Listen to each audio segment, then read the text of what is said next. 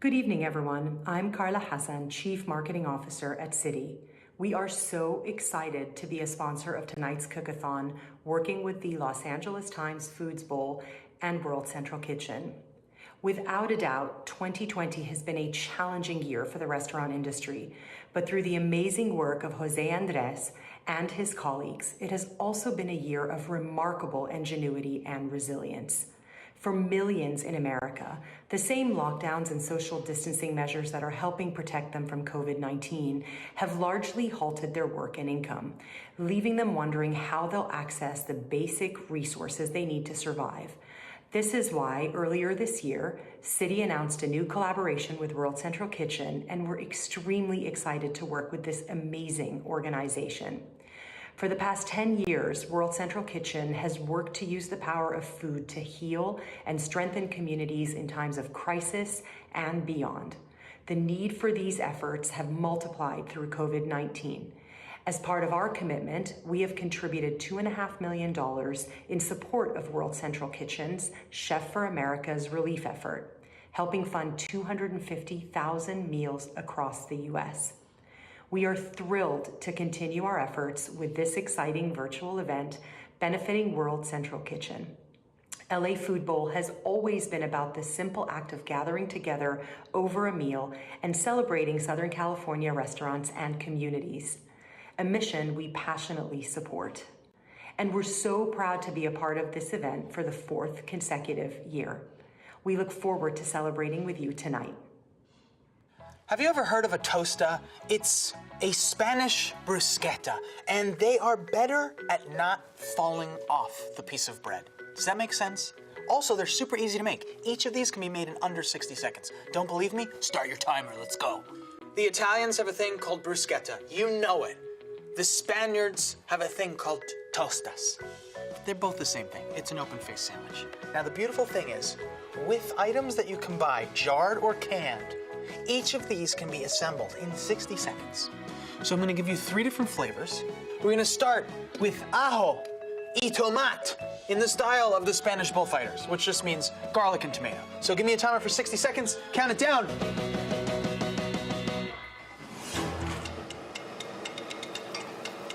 You could do this in a grill pan. You could put a little bit of olive oil and put it under the broiler. All of that sounds great. I'm just gonna go like this right now. Okay, this comes here. Boom. Some garlic. Losing time. How much time do I have? Mamma mia. Okay, look. You go like this with the garlic. You can see what's happening. Oh, baby. Uh-oh, it's ripping apart. Here comes the tomato, and this is literally what they do, I kid you not. They go like this, and then they go, this tomato's too big. But that's it. I know it looks sad. I swear to you, that's the whole thing. With time to spare. Thank you very much. It looks a little sad, but that's the whole thing, and I'm gonna eat it. A raw garlic spice, very wet from the tomato. It doesn't look like much, but the flavors are strong. I mean, that was half a clove of garlic rubbed into the coarse surface of the bread. This one is tuna, peppers in a jar, which are delicious, very sweet, very nice. Capers, salinity, ocean taste. And if you want to start with the garlic rubbed on, you can do that too. Let's see how long this one takes. May I have a timer? Whoa.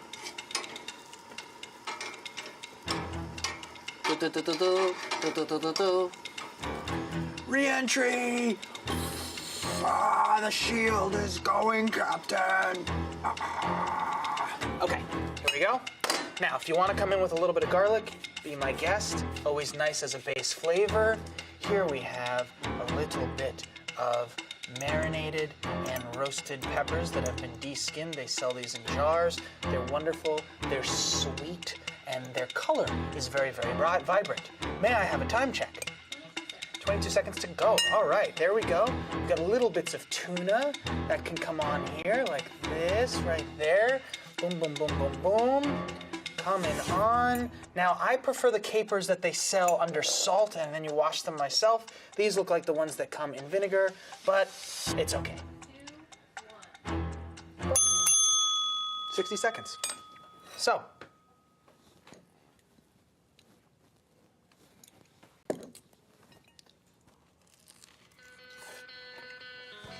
You know, tuna fish has a very distinct flavor, which I love. But the sweetness of these peppers and the saltiness of the capers actually make it play a secondary supporting role in this little movie of flavor deliverance. I got one more for you. Camembert or brie with a bacon onion jam or any kind of onion jam you can find, finished with honey. This is called the tosta de Cristina, because Christina told it to me on a beach as we were discussing different types of tostas. Thank you, Christina.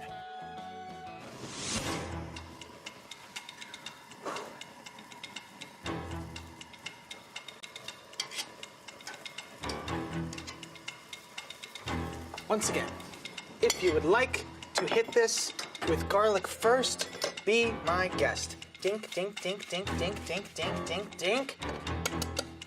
Let's lay the onion jam on first. Using a fork, as is tradition. I totally made that up. Ooh, this smells wonderful.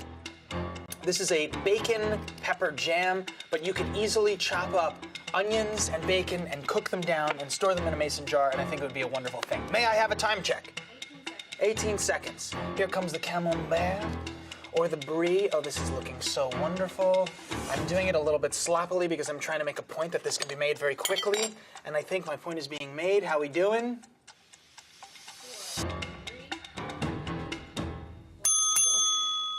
Okay.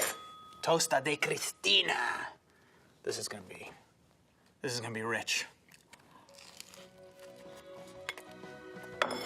Wow. You get this this jelly pepper bacon onion thing first. It's wonderful, it coats your mouth. And then as that begins to fade, you get the creamy, creamy, creamy brie cheese, which just cleans the whole thing out. Anywho, take 65 seconds, make them look a little bit prettier, but I hope I made my point. You can use all of these shelf-stable items that you have in your pantry or in your fridge, and with a simple toast of a piece of bread, a rub of garlic on there, you can turn something simple into something spectacular. And that's all I have to say about that. Adios.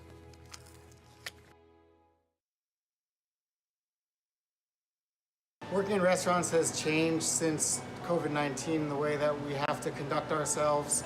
Not that we are conducting ourselves in any less of a formal manner, but we have to wear the face masks, wear the gloves, in a way that we are just taking extra precautions to take care of the people that we're serving.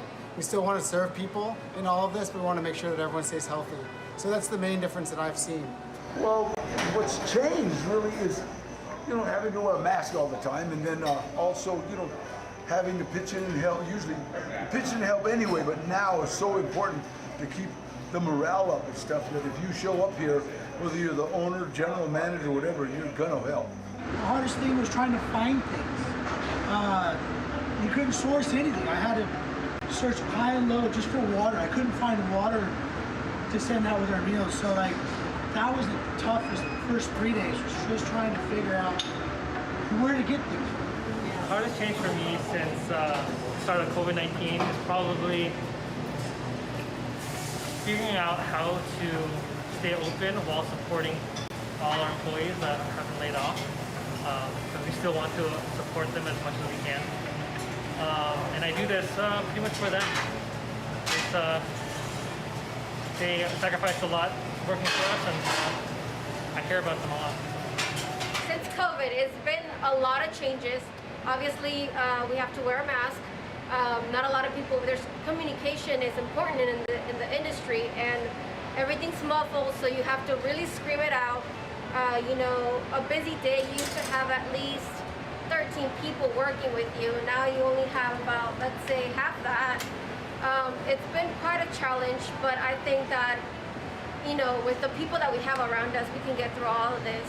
Yo lo que he hecho desde que estalló la pandemia ha sido focalizarme al máximo en que cuando este drama se solucione, salir el máximo de reforzados. ¿En qué? En conocimiento. Creo que el conocimiento es vital para todo, para gestionar, para innovar, para ser solidario, para todo. Entonces es muy importante que tenéis que tener una actitud de más jóvenes, de seguir educándoos. Y que ya estáis trabajando, seguir formando. We're just really trying to be community-minded and stay grounded and realize that, you know, in the overall scheme of things, we still have it pretty good. We have our health. We're testing every 2 weeks, our whole team, and so far nobody's tested positive. It's very important to us to follow all the protocols and guidelines to the letter to make sure we're keeping our team and our guests healthy. Being a neighborhood restaurant, we're so used to the hugs and the camaraderie and just the vibe of the atmosphere. Not having that has been just such a huge change. We've gone from providing this dining atmosphere to mainly providing just really good quality food. We do senior meal deliveries with the mayor's program through the city. We've done several different volunteer meals. We've partnered with the local YMCA and the World Central Kitchen for the Cook-a-thon, and just been a changing landscape. There are a lot of hardship with Corona, but the other thing is almost a silver lining. There are also a lot of things that we wouldn't have done if it wasn't because of Corona. For example, just this video talking to all of you. まあでコロナが終わったらまたみんなに会えるのを楽しみにしてる。But he's looking forward to the day when Corona is over, we can all come and see you in person. Since COVID-19 started, we had to adjust a couple of things, but the most difficult thing was not be able to open up the door and having all those people come in the restaurant, sit down, and enjoy the food that you prepare right away. So I miss the contact with people and be able to tell my story and be able to see the little smile that every people does when they have a bite of your pizza, of your food.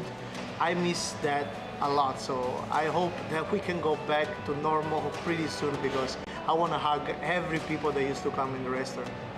Y simplemente esto, es decir, que a todos nuestros amigos de Los Ángeles, todos nuestros amigos de América, deciros que será duro, pero con esfuerzo saldremos adelante y recordar, el conocimiento es vital y tenéis que seguir formándoos.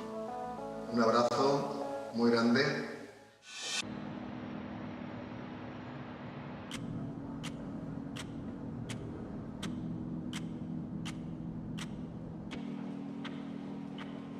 We have 9 districts and 5 boroughs. What's going on right now? We're hit with a plague, an epidemic. People are out of work. They don't know how the family's gonna get the next meal.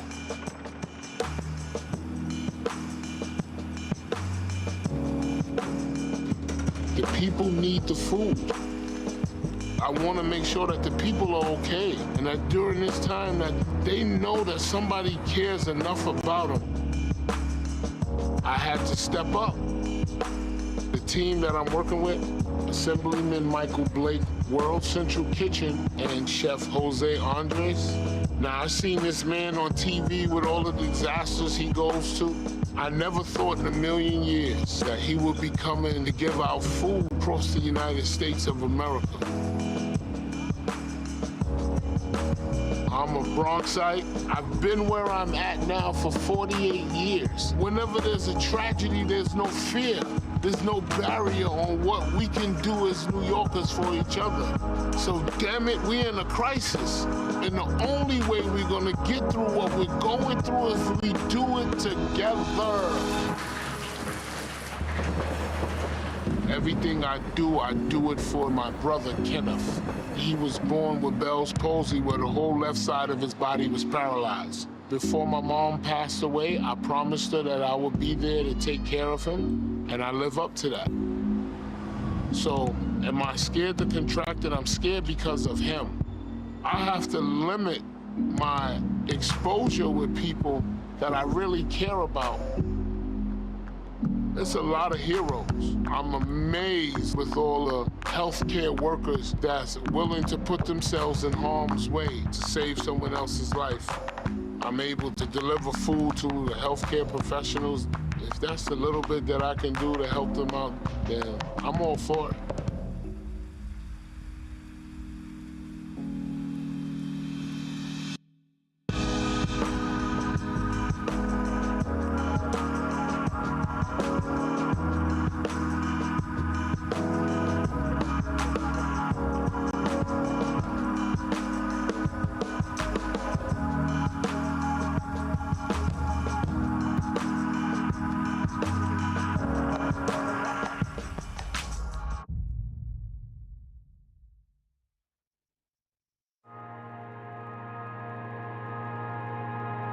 world looks to California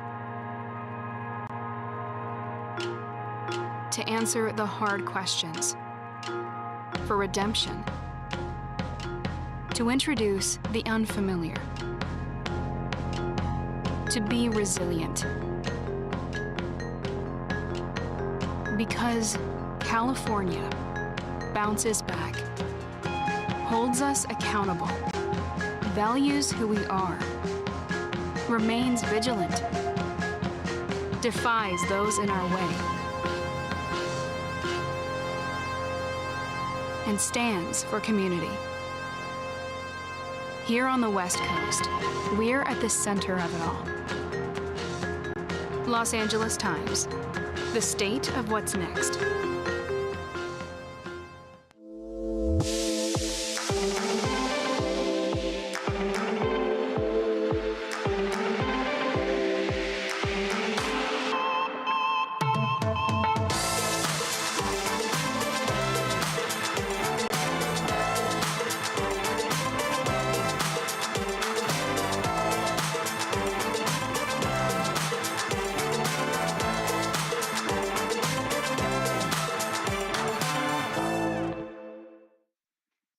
Hello, everyone. I'm Jen Harris. And I'm Ben Mims.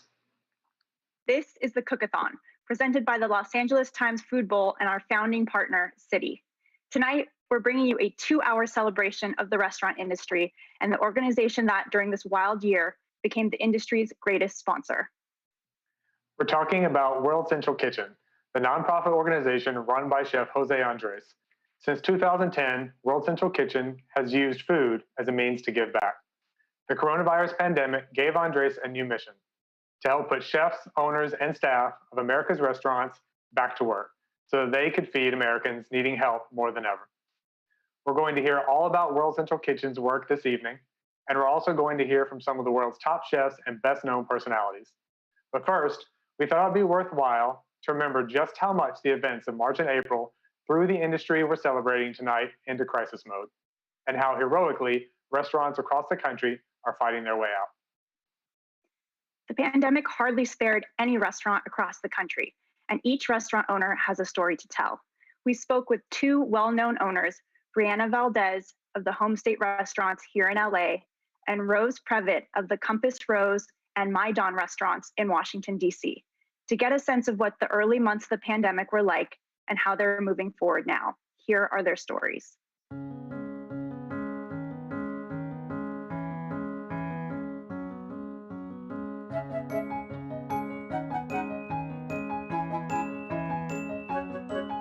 Friday, March 13th, 2020.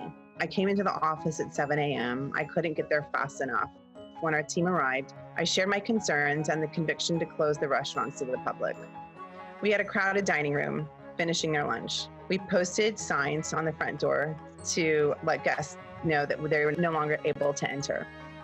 As we let our team members know the plan, some were relieved, others were scared, others cried. I related to them all. My name is Brianna Valdez, and I am the owner and founder of Home State.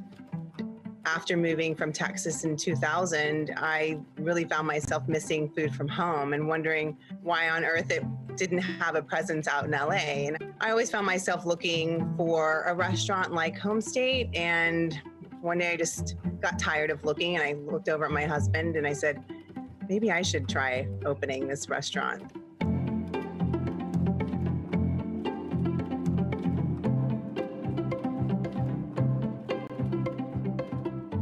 The cuisine at Home State features items from Texas that before Home State couldn't find in LA. So we're really known for our breakfast tacos, and we really pride ourselves on making the best flour tortilla we can possibly make.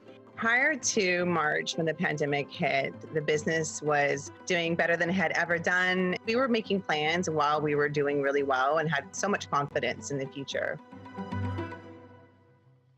My name is Rose Previtt. I started my love of food and hosting people with my family at a very young age. My mother had a Middle Eastern catering company out of our home.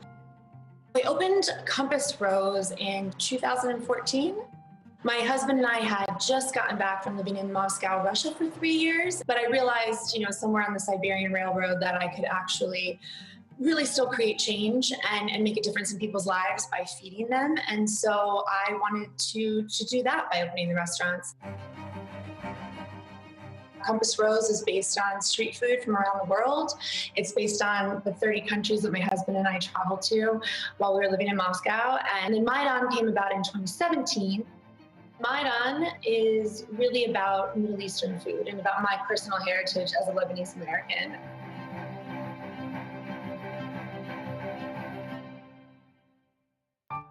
When the lockdown happened, of course, the streets were so quiet. I remember having to kind of look out from the front of the restaurant because we couldn't go outside, and we're just not seeing any cars or any people, and thinking like, how are we gonna do this? How are we gonna survive this? We had 3 locations when the pandemic hit, and we kept them all open, and we converted all 3 of them to general stores.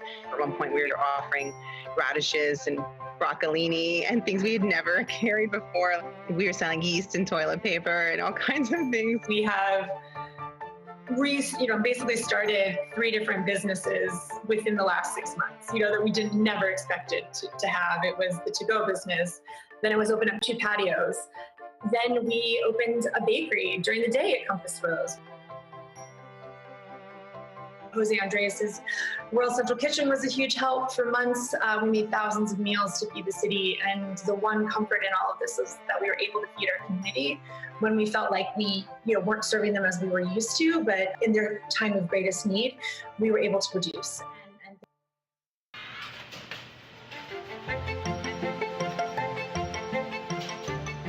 Home State's always been a really cheerful, bright, fun, bustling place. And when you walk up to Home State now, you still see the bright yellow umbrellas. We still blast music out front, and really cheerful, welcoming, hospitable people to make sure that you have a good, positive experience. So, and that way we try to keep our brand and our guest experience intact. I do think people will come back, but we have to do a lot of things differently before then, and we have some time to fix a lot of things that needed correcting before the pandemic, and that way I'm grateful for this time, and I'm hopeful for a better future.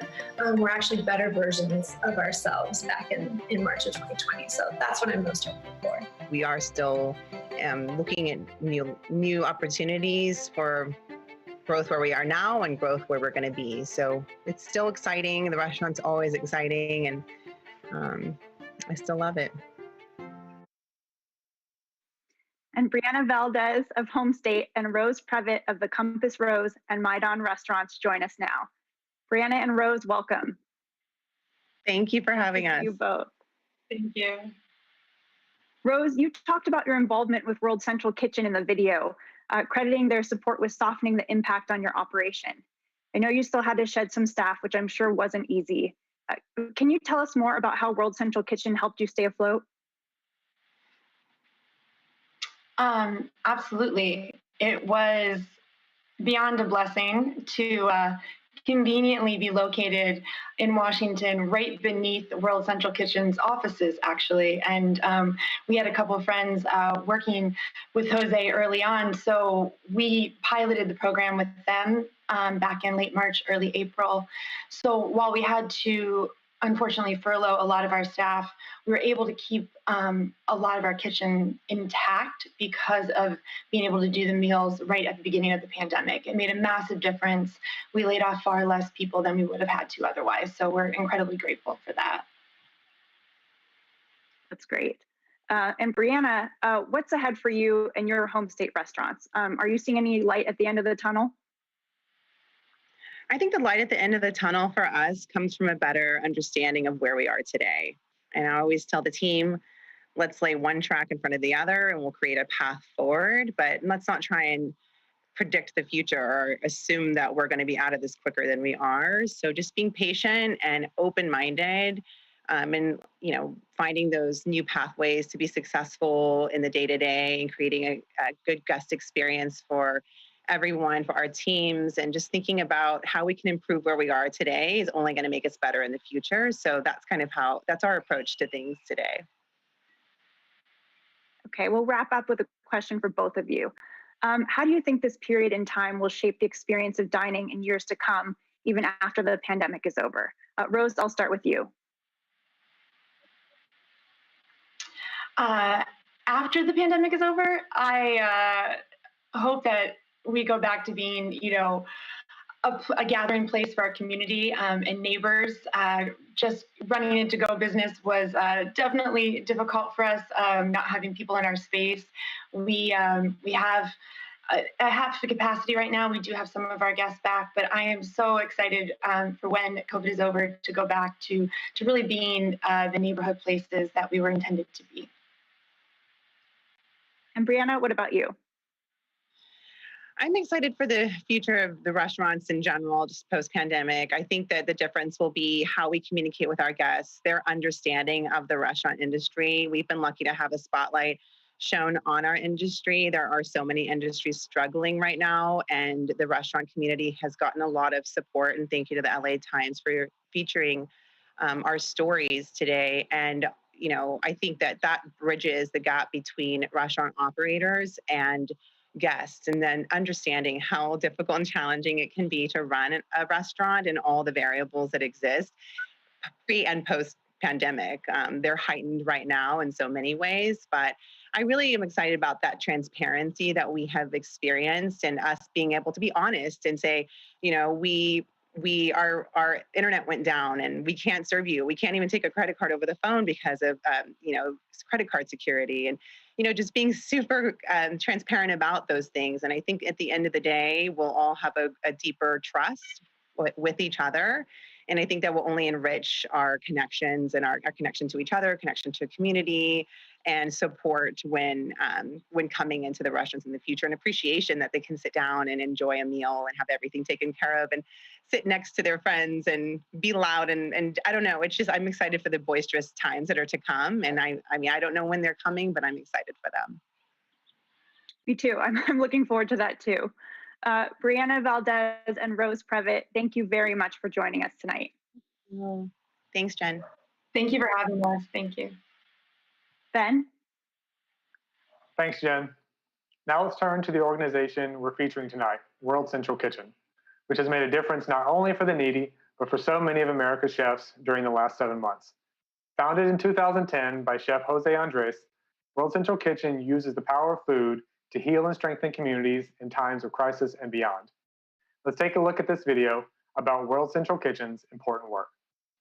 This is our moment to build the future in which we want to live. Today, around America, people are hungry. People are out of work. People are struggling. And that's why we're putting restaurants back to work, to feed their communities. These restaurants, they will rehire staff, they will pay rent, they will keep the lights on. Restaurants buy from farmers, from fishermen. Restaurants keep money in the local economy. We need to remember that restaurants represent culture, the fabric of our cities and towns. Food is the DNA of who we are. So today, we stand with restaurants as they cook for their neighbors. And tomorrow, we will have strong, resilient communities full of life, love, and great food. We believe that a good future starts with a humble plate of food.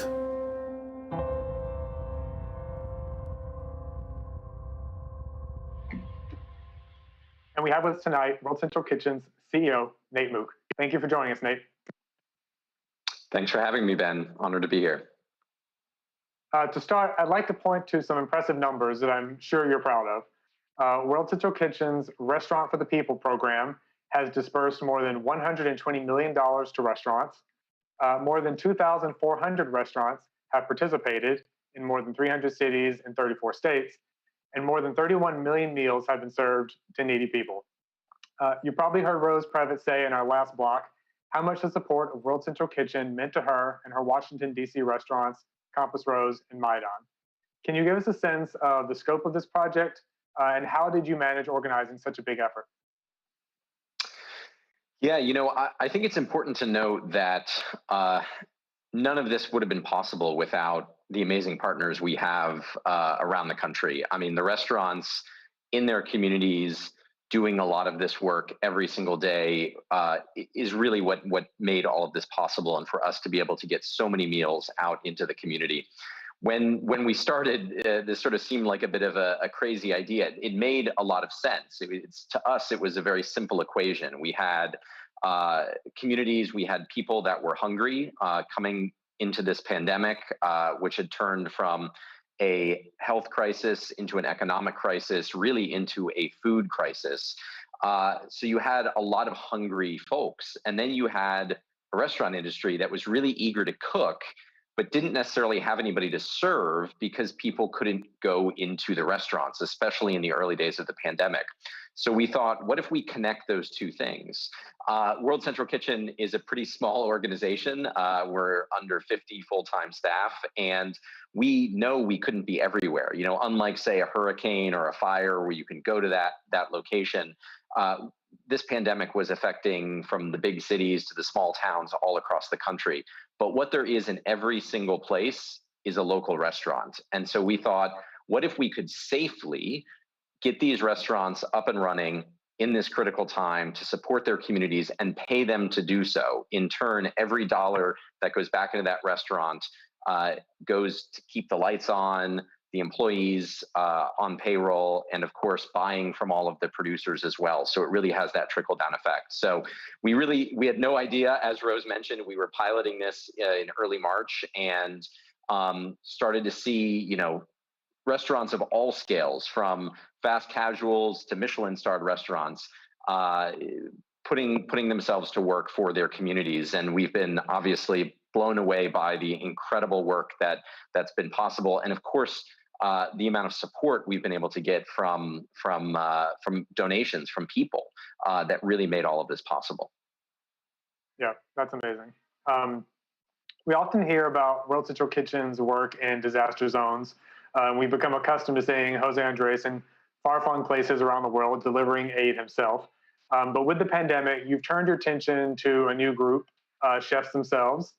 Can you tell us what this pivot meant for you as an organization? Was there satisfaction in coming to the aid of so many organizations, longtime allies in the restaurant business? You know, we are an organization that was founded by a chef that has its core, you know, in this industry.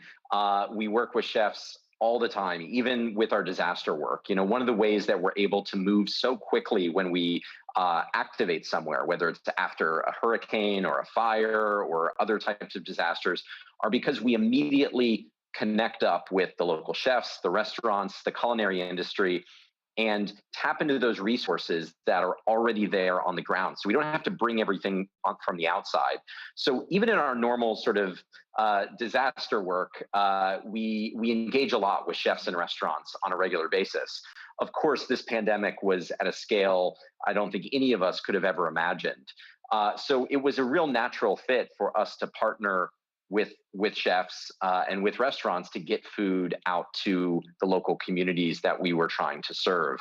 And, you know, chefs have an incredible ability, not just chefs, everybody in the restaurant industry, you know, they're very comfortable working in this sort of controlled chaos. If you've been in a restaurant or in back of house and in a kitchen, you see how you know, crazy things can be on a day-to-day basis. So it's kind of perfect to be able to respond in a crisis. Chefs know how to deal with it. They know how to get food out there quickly and to those that need it most. So it really was amazing to be able to work with so many different amazing chefs and restaurants and cooks and everybody across the spectrum of the industry over the last 6 months. And I think showing a new model that, you know, restaurants can be a resource in times of crisis to serve their communities, that they are a critical resource that we need to recognize. And this can be something, this is, I think, a model that doesn't have to necessarily end with this pandemic. It can be used in the future. And we're starting to do this as well recently with some of the fires out in California. Yeah, it's very important. Among the videos your World Central Kitchen team has produced about your work, it's a pretty inspiring video about a member of your staff, Danny Barber, who's delivering meals in the Bronx. Let's take a look.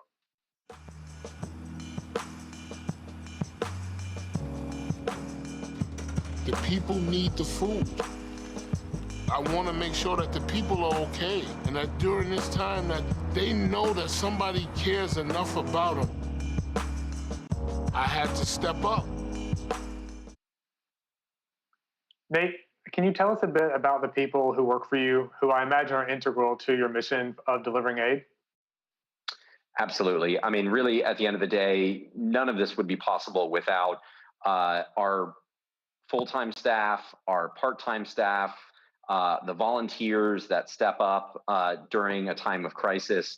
Danny Barber is one of these amazing human beings that really, I think, set the example for this work. And we met him in the very early days of this pandemic when COVID was hitting New York, and without hesitation, he works in many of the NYCHA housing developments in New York City. He knows all of the people. He knows all of the elderly families. He knows those that couldn't go out and get food. And every single day, he went to work to make sure that nobody went hungry. And at the end of the day, what we did as an organization would never have been possible without folks like Danny Barber on the front lines every single day. So it really is a community effort. And that's how we like to look at World Central Kitchen. We like to think of ourselves as really a platform to do this work, as a way to bring the community together, to bring this industry together, to link up all these different pieces. So when there is a need, when people are hungry, we can move quickly and effectively to get food out to them. And that's really what it's all about at the end of the day. Absolutely. I want to turn to your work that you're doing outside of the pandemic, specifically regarding the election we have coming up in just a few weeks. I know you've launched an initiative to serve food near election sites to help people who are voting during meal times. Your program is called Chefs for the Polls. Can you tell us about it? Absolutely. So Chefs for the Polls was an idea that we had earlier this year. This is something that Jose has been thinking about actually for quite a while, but it really hit home earlier this year during the primaries as we started to see these really long lines of folks waiting upwards of 8, 10, 12 hours to cast their ballots. We knew that the complexities around COVID were going to create longer lines with fewer polling stations. Also, fewer people working at the polling stations were going to also add, challenges. And so we thought, well, during this time when everybody is already going through sort of a difficult period, what could we do to kind of uplift, to create, a sense of community, to support everybody as they go out to vote. And we tested this out. We tested the idea out earlier this year in Louisville, Kentucky, at the primary, and we got some food trucks together working with Chef Ed Lee down there, and it was incredible. It was a way to bring the community together. Food is one of those things. It's a unifier, right? It brings people around a table. As Rose was saying, it creates community. And so, during this time when we're all participating in our democracy, which is so wonderful, we're getting out and casting our ballot. We want to make sure there's no barriers. We want to make sure it's a really positive and uplifting time. So we've already activated for a number of early voting days that have been going on in Texas and Georgia, and today down in New Orleans. It was great. We had a brass band playing as well at one of the voting sites. And it's not just about people that are casting their ballots. Anybody from the community can come together. We don't care who you're voting for, even if you're voting. We just want to create this sort of positive sense, and that's really what food can do like nothing else. And so we're really excited. We're going to keep doing this through the election. Folks can find out more at chefsforthepolls.org or go to our website at wck.org and click on the button to learn more about the initiative and get involved as well. Absolutely, and it's such a brilliant idea. Before we let you go, though, Nate, we want to tell viewers where to go to learn more about World Central Kitchen and your Chefs for the Polls program. So I'll kind of reiterate what you just said. That's wck.org for World Central Kitchen and chefsforthepolls.org. And finally, if you'd like to support World Central Kitchen's Restaurants for the People program, please visit wck.org/Cook-a-thon. Nate Mook, World Central Kitchen CEO, thank you so much for joining us. Thank you so much, Ben, for having me. Jen? Thanks, Ben. There are a few other chefs who have left an imprint on LA's food scene quite as quickly as Chef Ludo Lefebvre did when he opened the iconic pop-up restaurant Ludo Bites at Bread Bar in 2007. Since then, he's opened 4 restaurants in LA, including Trois Mecs, which set the standard for modern French cuisine in this city and made going out to dinner an event with tickets required. As it did for many chefs, the pandemic gave Ludo one of the biggest challenges of his career and a setback when he was forced to close Trois Mecs for good back in July. But Ludo has since revived the space as a pop-up kebab restaurant, and he also devoted its kitchen to turning out thousands of meals for World Central Kitchen. I spoke with Chef Ludo earlier this week. Let's have a look. Ludo, thank you so much for joining us. As you know, the pandemic has been devastating for the restaurant industry all over the country. How has it affected your businesses? I mean, the pandemic, Jen, really affect my restaurant, definitely.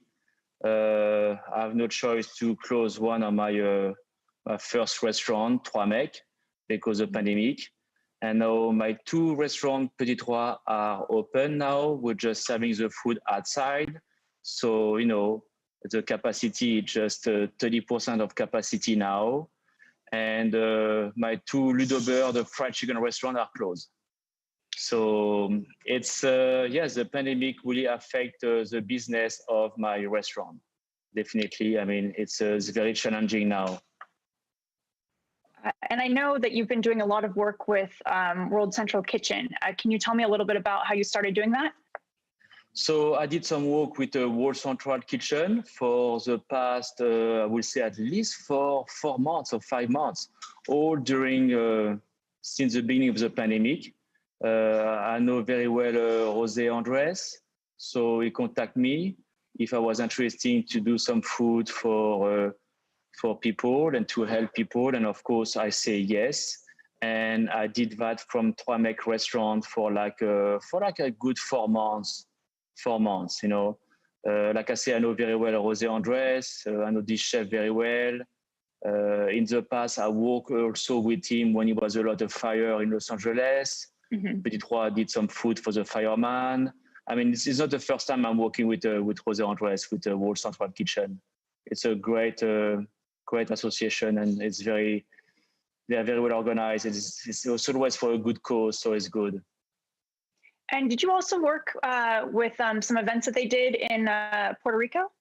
Oh, but yeah, Jen, I worked with them in Puerto Rico, but this one was very funny event. We are a lot of chefs together cooking with José Andrés.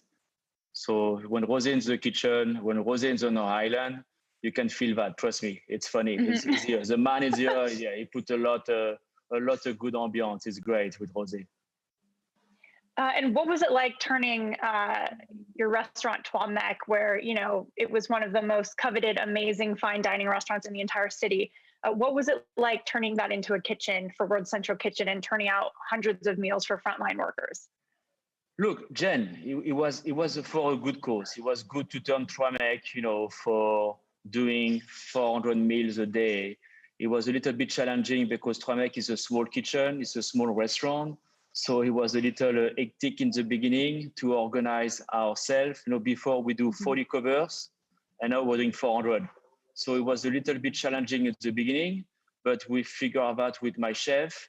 And in the beginning, it was a little more scary than now because it was the beginning of the pandemic. We didn't know what was going on with the COVID, how we catch the COVID. So working with people next to you was a little scary. I mean, it's a small restaurant. Trois Mecs is very small.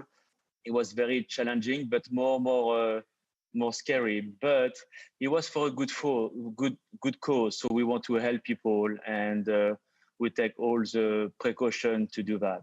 And you guys ended up feeding so many people. It's so great. Yeah, it was great. Seriously, you feel good after. The day you go home and you feel very good.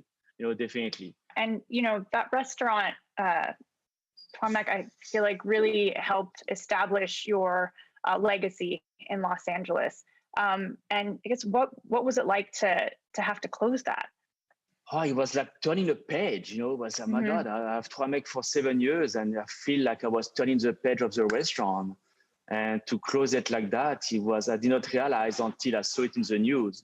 I know it was coming, But until I see the article in the news, Tramek is closed, it was like a separation. It was just a very, very, was very sad, very emotional, and Tramek was a great inspiration for me, for some other chefs, and to close it like that, and nothing I can do really, was very, I was done for a few days, so I was done, definitely. It just was very emotional. It was my little baby. It was my first restaurant. I opened it was sad, but now I cannot reopen Tramek in this condition. I'm not interested to do that now. I'm not.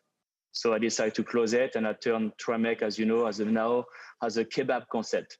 I'm doing kebab from Tramek to go, just to go food, just to pay my rent, and to keep the place, because I have some projects now to make Petit Trois bigger. Oh, okay, that's great. And that's so what I want to do. And how did you decide on kebabs? Why serve kebabs? Kebab because I grew up in Paris, and I eat a lot of kebab in Paris when I was a kid. When I was a young chef, I don't have that much money. We have a lot of kebab in France, in Paris, and this little part of our culture also. We have a lot of immigrants, and this immigrant cook amazing kebab. And for me, it's almost like part of my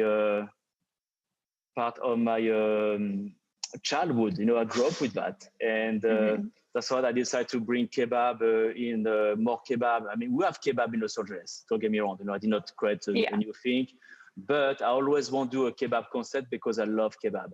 I love the technique to marinate the meat, after to grill the meat to make crispy, juicy. I mean, I love it's very technical kebab. It can sound very, very simple, but it's very exciting, like doing fried chicken or cooking a chicken to make sure it's crispy, juicy, and we do that on the wood fire. I mean, and it's very healthy. Kebab is very healthy. Surprise, I don't use butter. So what? No butter, guys, in the kebab. You're not using butter? Okay. No, and it's very healthy. It's just grilled meat, grilled vegetable, sides of rice, tomato salad, hummus, and I play with a lot of more French flavor because I don't want to compete with Persian kebab. I'm not very familiar. I know I'm familiar with the flavor, but I don't know how to cook that. So I decided to go more French, like Dijon herbe de Provence, steak au poivre. We have a va devant lamb, va devant is a French curry. So it's more French flavor than Persian or Mediterranean. Yeah, it sounds good. It sounds delicious. And how have you and your family been coping? How have you guys been spending your time at home? Oh, best time in my life, Jen. Never in my life I spent so much time with my family. It was amazing. Seriously, I mean, the pandemic was a very, very stressful situation, but the joy of the pandemic for me was really to be almost every night with my family. For the past 3 months or 4 months, it was amazing. I really enjoy to be home with my kids, my wife, and cook for them every night. Do some live Instagram. I love to do live Instagram. It was amazing to connect with the people like that on live Instagram. And also during the pandemic, we decided with my wife, I watch my kids a good series called The Little House in the Prairie. You remember this series? Remember that? Yes. Charlie?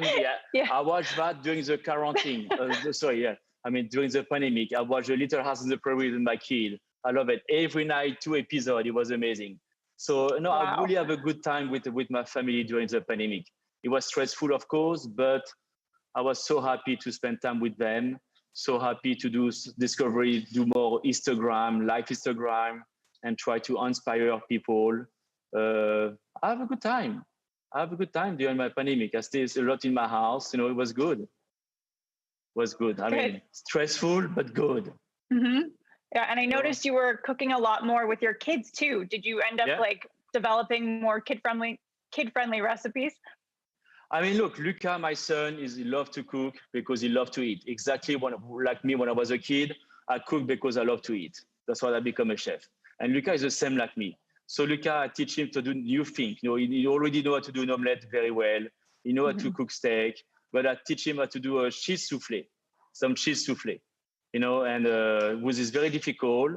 He did not did a good job the first time to do the bechamel and the egg white, but he understands the concept. I tried to teach him a little bit think, you know, like that, like do a chicken stew also to sear the meat and deglaze with wine and put some garniture. So I tried to teach Luca to cook more, and Luca want to learn, my son. And we did a lot of banana bread. I love banana bread. Yeah. Banana bread is my favorite. So what I was doing, I was trying a lot of different recipes online of banana bread, and I was playing with that. And with Luca, we bake a lot of banana bread, and Chrissy, my wife, also a lot. Banana bread was the thing of the quarantine, during the pandemic. A lot of banana bread, a lot. Nice. Love it. And in addition to teaching your in addition to teaching your son how to cook, I noticed you also tried to teach Selena Gomez how to cook for her new series. What was that like?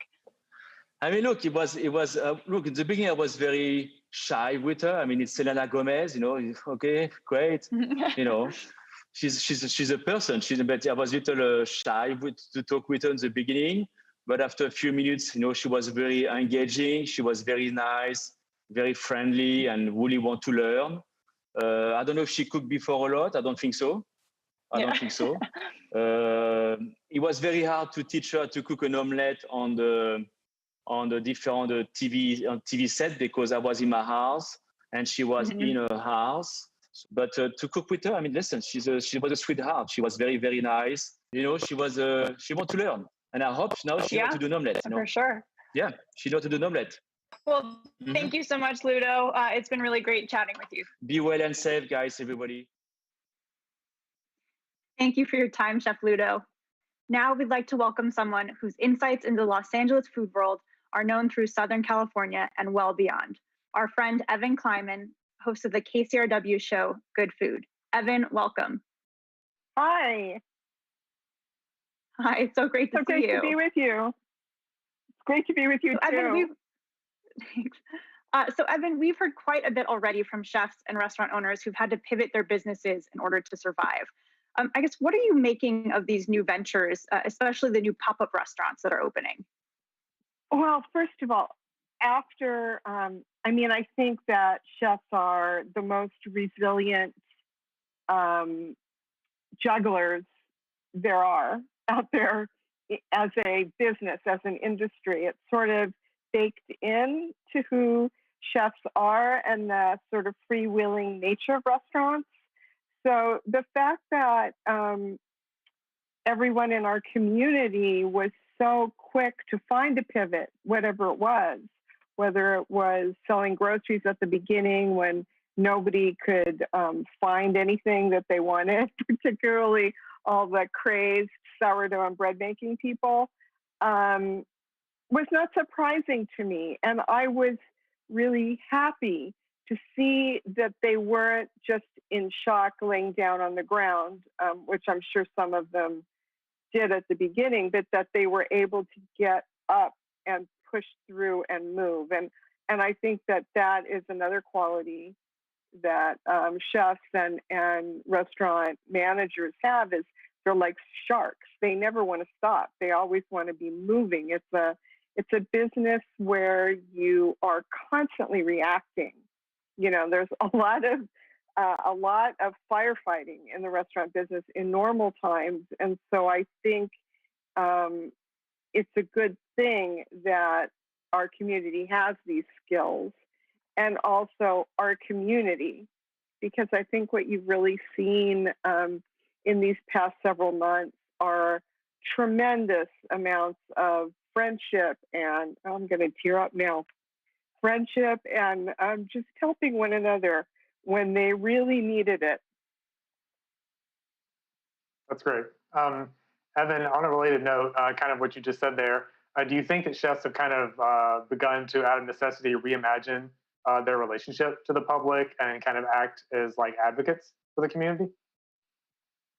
Well, I think a lot of chefs have already been advocates for the community. I mean, if you think about what LA chefs have done in terms of the farm to table connection, I mean, that's something now so baked into our culture. But 15 years ago, 20 years ago, if you told people the importance of instead of just picking up your phone and ordering something through a disembodied voice and getting it delivered the next day, of like knowing who you were buying from and tasting locally grown produce and fruit.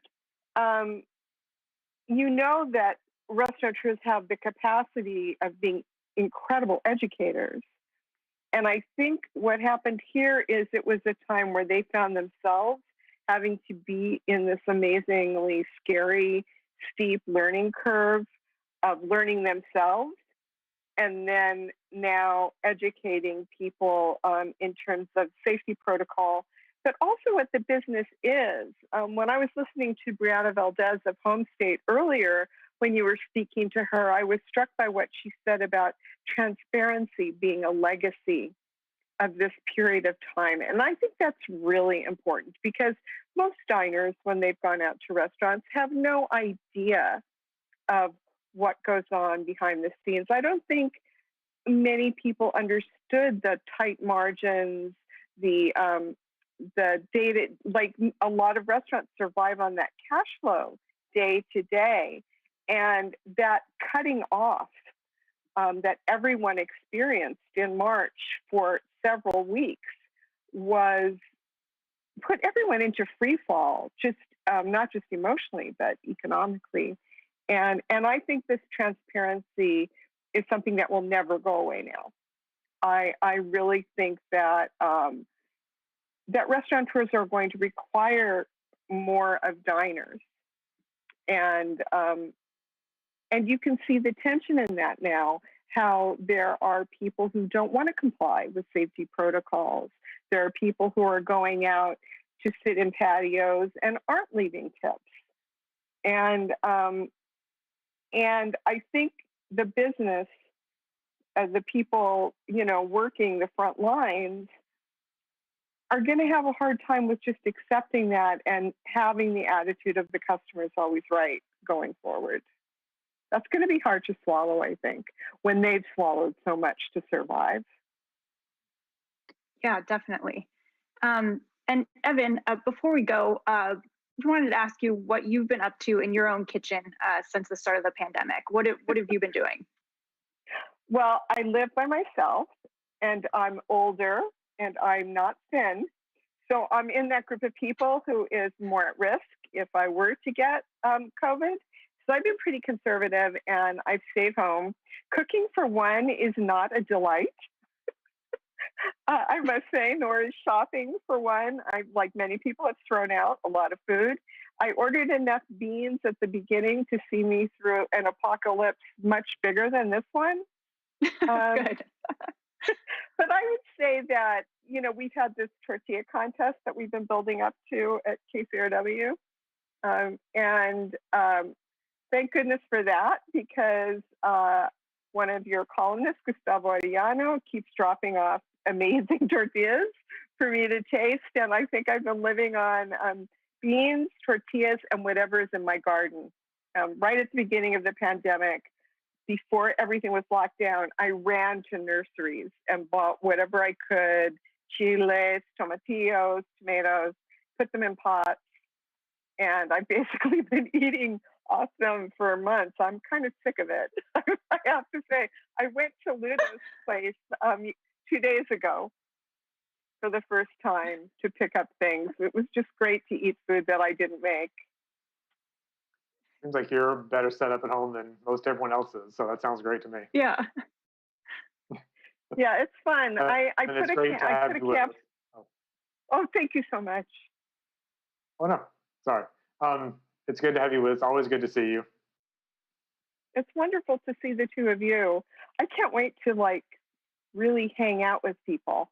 Yeah. I don't understand how restaurateurs are dealing with that.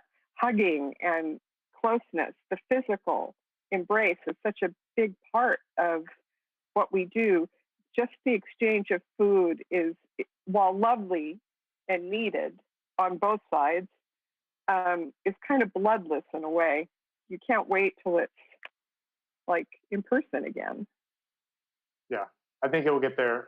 Get there soon, and so we're all looking forward to it for sure. Definitely. So thank you so much for being with us, Evan. My pleasure. So during the past weeks and months, as we thought about how we put tonight's show together, we agreed that hearing directly from chefs was the only way we could tell the story about what the restaurant industry has been through, and of course, about the work of World Central Kitchen. So we asked chefs and other important figures in food and entertainment to answer a series of questions about their day-to-day lives. Here's our first installment of what we're calling Chef's Diary, a peek inside some of the top-rated kitchens around the world. Take a look.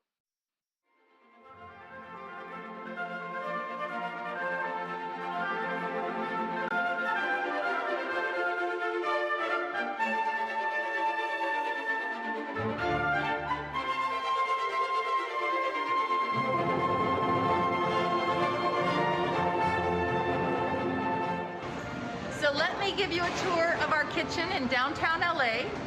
You know, the team has been amazing in the way they're adapting. Hey everybody, we've got lots and lots of chicken that we're roasting. And we've got lots of cookies and rice. ここから見えますキッチン。ハビー、ハン君、姉さん。今これキッチンです。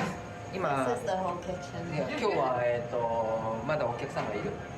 We still have some customers there, which is why we're giving you a little でもキッチン今ちょっと。Burası Bozcaada. Sevdiğimiz bir arkadaşımızın bağında bu işler yapılıyor. Buradaki de çalışma arkadaşları, esas işin emekçileri. Ben de küçük çaplı yardım ediyor. Sevgi ve selamlar. Let's go. Okay. There's the line. There's the guys. David, Amari, John isn't on my grill. So let's go over to my grill. All right, here's my grill. Big balls, big balls, big balls. Second balls. Drink the tea. We've pretty much moved all of our operations to this line. So we're just getting set up for service right now. We finished lunch service. Essentially, you have appetizers and desserts and entrees. You'll notice everyone's nice and spaced out. The heart of the kitchen is right here. It's the past, and at night we all come together and we cook. So it's a small kitchen, but less is more.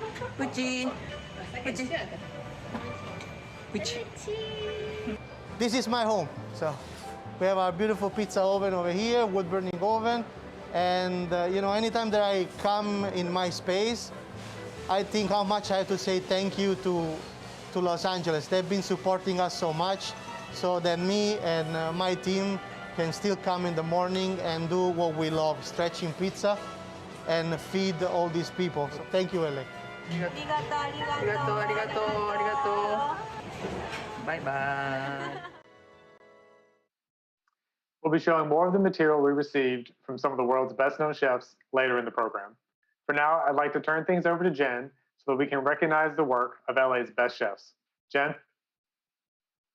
Defining what it means to be an exceptional Los Angeles restaurant is a difficult task under any circumstance. But for all the ways the events of this year challenged the food industry, they also offered a new standard for excellence, forcing restaurants to respond to incredible adversity. Each year, the Gold Award is given to California chefs in honor of culinary excellence and for expanding the notion of Southern California cooking. The award is named after the late Jonathan Gold, who of course was a Pulitzer Prize-winning food critic for the Los Angeles Times. This year's Gold Award recipients have lived up to the award's legacy. They are the chefs and owners of the Los Angeles restaurant Post and Beam.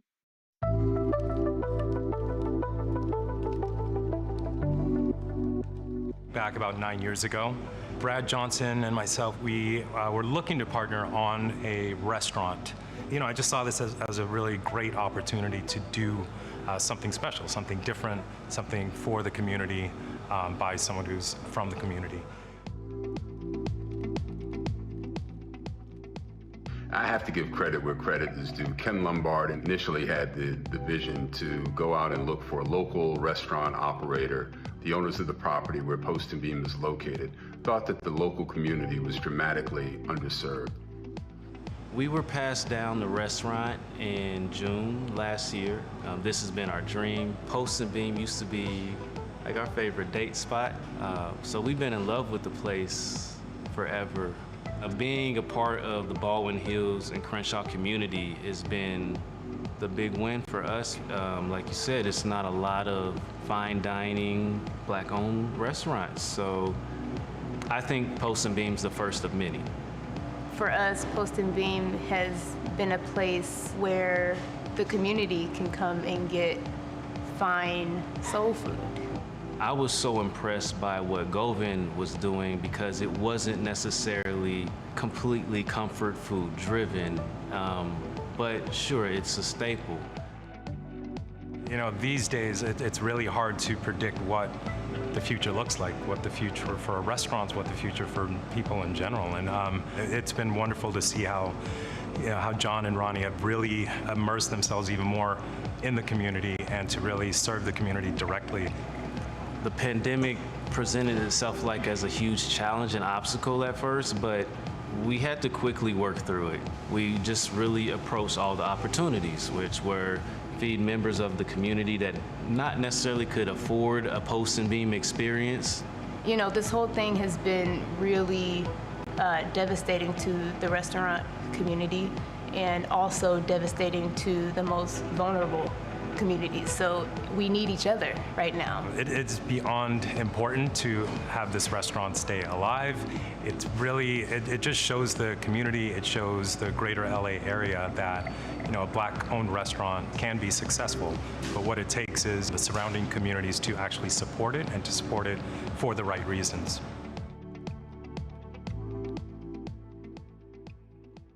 Before we introduce you to the team from Post and Beam, I'd like to welcome now our colleague, Lori Ochoa. Lori is the Los Angeles Times Deputy Editor of Entertainment and Arts. She and our late friend, Jonathan Gold, were married for 28 years. And Lori is here tonight to help us honor this year's Gold Award recipients. Lori? Thank you, Jen. You know, when I think back on a lifetime of meals I shared with Jonathan, I like to picture the evenings we spent at Post and Beam. Jonathan would order a rye old fashioned and indulge my craving for Post and Beam's deviled eggs with smoked catfish, despite his famous aversion to eggs. Because Jonathan knew this place was special. The Post and Beam patio is the perfect place to meet friends over ice cold cocktails infused with fresh herbs and fabulous fried chicken or short ribs. We both felt that Post and Beam had become a vital part of Los Angeles and the national dining scene. Brad and Govind ensured that any conversation about Los Angeles's best restaurants had to go beyond the usual West Side Hollywood neighborhoods. As Jonathan wrote, Post and Beam is the most ambitious restaurant ever to open in the Crenshaw district. I'm pleased to introduce tonight Brad Johnson, Govind Armstrong, and John and Ronnie Cleveland, the winners of this year's Gold Award. Congratulations. Now, Brad, you grew up in the restaurant business in New York and opened some iconic places in Hollywood and the West Side before Post and Beam. The Roxbury, yes, the inspiration for SNL's Night at the Roxbury. Georgia with Denzel Washington as a partner, BLT Steak, and later Willie Jane, which I still miss. Tell us more, Brad, about the need you and your wife Linda saw when you opened Post and Beam and why this was such an important project for you. Well, Lori, first of all, thank you in the LA Times for the Gold Award this year. I mean, it comes at a very strange time when we're all kind of, wondering, where to go from here and what's next. And watching all of the, interesting interviews prior to this and seeing the good work that people are doing is really inspiring. For me personally, coming from New York and, opening up a nightclub initially and then a celebrity restaurant after that, and then BLT with, a restaurant that already existed, a concept that already existed in Manhattan. Post and Beam represented an opportunity for me to really make a statement. And the community surrounding Post and Bean, Baldwin Hills, Ladera Heights, View Park, are 1, 2, 3 wealthiest Black communities in the country. A very significant, a bedrock for Black Angelenos. And the opportunity was presented by Ken Lombard and Quentin Primo. So we had an opportunity where we were going to have capital, we were going to have the ability to create our own concept, and a community that had been underserved for quite some time. There hadn't been any development in South Los Angeles really since '92 riots, which is 20 years after. So one of the key moments, though, for me was Govan and I had been talking about the idea of doing something, and Govan was bouncing around and doing a lot of cool stuff. And I remember he was on a cruise, and I was trying to reach him and hoping that he was going to say yes. And I wanted to talk to him about Post and Beam. And I knew how important it was to have a chef of note. I did not want us to risk not being noticed by the media, by the public. But mostly I wanted great food. And I really, I knew that there were great places out there, Doolin's and Woody's and Simply Wholesome and Mel's Fish Shack, great, iconic restaurants in South LA. So we had to do something different. So the best moment for me early on was when Govan came back from his cruise and said, I'm ready to talk about all things Post and Bean. And then we got into it and we talked about what we wanted to do food-wise and vibe-wise, and we melded, and he's been a great partner the whole way, and I couldn't be more pleased with what we've been able to do, and the community support that we've gotten, Lori, it's been phenomenal, and I don't want to look past that. I'm so grateful that the neighborhood just kind of rallied around us, and then LA at large. We had folks that would come from downtown, the west side, from Inglewood, from Redondo Beach, and we get into conversations. We see people sitting together that, quite frankly, I don't know what other room would have such a diverse clientele as Post and Bean was able to accomplish. And Jonathan was so kind to us. I remember a couple of the quotes that just stood out. Talked about our brunch and the power structure in LA. If you ever wanted to really capture it and see it for yourself, you couldn't do better than Post and Beam on a Sunday. Led to a New York Times feature for Black restaurants around the country where Post and Beam was featured. So, to come full circle now and to have this recognition from the LA Times and the Gold Award, how much you all have meant to us, how much you lifted us up. And now, to give a little wind in the sails for John and Ronnie, who are more than up to the task. What a freshman year.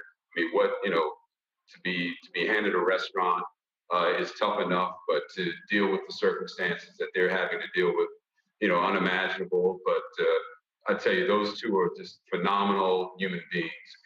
And, Govan and I still, and my wife Linda, we still, have our arms around John and Ronnie. We love them. And they are embracing the restaurant. And I couldn't be more proud of the job that they're doing. And again, I just want to say thank you so much for the support. Really grateful. It feels good after we started working on this project in 2009. So 11 years later to get this, this stamp from you all, and the community has rallied around us, and looking at John and Ronnie's beautiful faces there and their young kid Miles, I think we've done okay.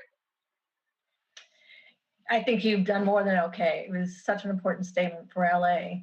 And Govan, you have the DNA of Los Angeles fine dining in your bones, and starting with your days as a teenage apprentice at Spago, and your kitchen adventures have encompassed the esoteric precision of Spain's Michelin-starred Arzak, the foundational LA restaurants Campanile and City, and then your own breakouts at Jackson's, Chadwick, Table 8, 8-ounce burger, and more. And now you're at the Lobster, and I see that you've been giving back with charity dinners and navigating the challenges of COVID, and still making delicious food.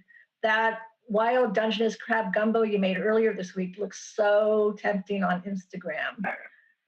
But especially close to my heart is your time establishing a strong multicultural culinary voice at Post and Bean in an unfairly overlooked part of Los Angeles. And you seem to draw on many of your fine dining influences in your food for Post and Beam while also staying true to the traditions of the neighborhood. Tell us about how you approach the menu at Post and Beam and what you hoped people would come away with after a meal there. Will do. Lori, again, I just want to thank you. I know Brad really covered everything, but it's such an honor to receive this award and you know, all the energy and love that's gone into Post and Beam. I think the timing couldn't be better, and we just really, truly appreciate it. And, you know, it was really interesting just working on the menu for this restaurant. You know, initially Brad and I had thought about possibly doing a simpler concept, and it really just didn't make sense. I didn't think that, you know, I just thought the community deserved something a little better, a little more personal. And, you know, I really didn't want the community to to sort of be overlooked, you know, so we really had to make a statement. We really had to do some, I wouldn't say cutting edge food, but I think what we needed to do was do some great food, have some fantastic service, and really just deliver on right across the board. You know, so my mother being Costa Rican, my grandfather is Indian, father's African American. You know, all these styles of food come out, and at that location, it really just made the most sense to really hone my skills. You know, where my food has always been very ingredient driven. You know, how do you take something like soul food or something like Southern food and keep the integrity of the dishes and make it healthier, make it affordable and craveable and all that, and just really, you know, put a stamp on it for the community. And, you know, it was a little challenging, but it was fun. It was unique. You know, we had a pizza oven put in. So of course we're going to make our own dough, not just any dough. It's going to be a 48-hour dough. And, you know, we're going to do all these great sides and have it be very vegetable forward and whatnot. But even the meats that we would bring in were all naturally raised. And, you know, we had to smoke our own bacon for the yams. We had to smoke our own ham hocks for the greens. And just really doing as much as we could to make the restaurant stand out and make it something unique and give people something to talk about. And, you know, it was just, it's been great, you know. And I also, you know, it was just one of those times where it's like there were definitely options in the community for sure, but there wasn't anything like that was independent, that was where the community could come and bring their friends, where they would normally on occasion go into Culver City or Mar Vista or go, you know, wherever. They can actually stay within their own community and bring their guests who live in Culver City into Baldwin Hills. So it was, you know, just a lot of work and a lot of fun. And a lot of good food and a lot of good people in that room and on the patio. For John sure. and yeah, for sure, absolutely. It was such, it just always feels like Los Angeles and how Los Angeles should feel. John and Ronnie, you are not only fostering Post and Beam's reputation for excellence, you are making the place your own.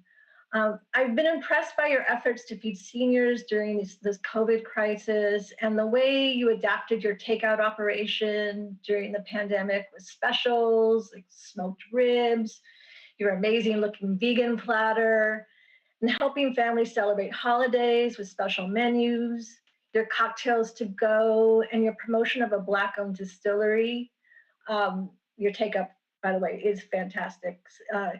Even though I'd love to eat in the restaurant. But recently you did reopen the restaurant and brunch is back. Talk about the challenges you and John, both of you wrote, how the challenges you both have faced and how we can expect Post and Beam to evolve in the future. I think, thank you, Lori. It's an honor to even share this award with Brad and Gopin. They are our mentors and have guided us into this. And it's just thank you to the LA Times and to you, Lori, for just giving us the recognition. The challenging thing has been to really survive with all these changes. I think it's no different than every other restaurant. We're in a particular location, but it's been pretty crazy to go from a full service dining and catering on the side to takeout and delivery only. Some weeks we really changed from doing takeout and delivery to just meal deliveries to seniors. We've delivered to children and at-risk youth. We've done so many different types of food service. And now to come full circle to moving our dining spaces outdoors, it's been a lot. You know, this is our first restaurant.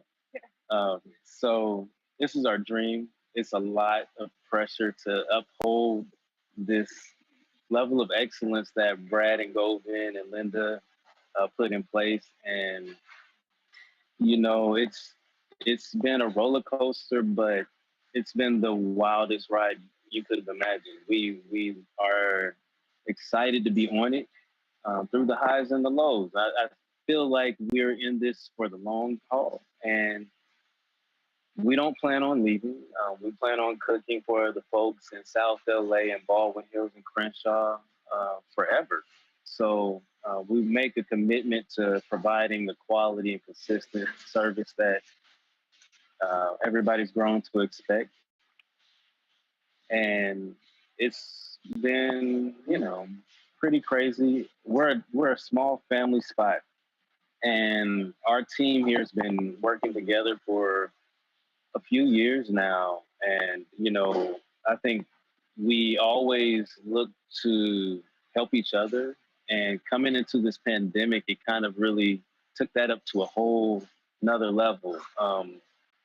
You know, we had to let a lot of staff go initially, and we're now bringing a lot back on. But the task of maintaining keeping our families safe during this has been probably our biggest challenge. We have some people with at-risk seniors and youth in their household. Ronnie and I, our son was born with chronic lung disease, and, you know, the threat of a respiratory pandemic is just the most frightening thing you could wake up to. And just navigating through that has been one heck of an obstacle. And we just take it day by day. The future for us, I think, is in the growth of South LA. I feel that Post and Beam will grow with South LA, and, you know, with the support of the community and our council members that we've had and the media like LA Times, I think we'll grow with that. So. We want to see you keep growing, John and Ronnie. And I only wish Jonathan had been able to experience the new era at Post and Beam, because it's in excellent hands. And now, Brad Johnson, Govin Armstrong, John and Ronnie Cleveland, I am honored to present the 2020 Gold Award to you. Here it is. I wish we could have been together in the same room to celebrate, but I hope this award for Post and Beam will not only offer some encouragement when the days are tough, but also help ensure that the legacy of this restaurant, which all of you poured heart and soul into, will always be a part of the story of Los Angeles. So, Brad. Thank you. Congrats, you guys. Thank you. Congratulations, Brad and Govin, and Linda, the unsung hero. Yes. Group hug. Yeah, group hug. There we go.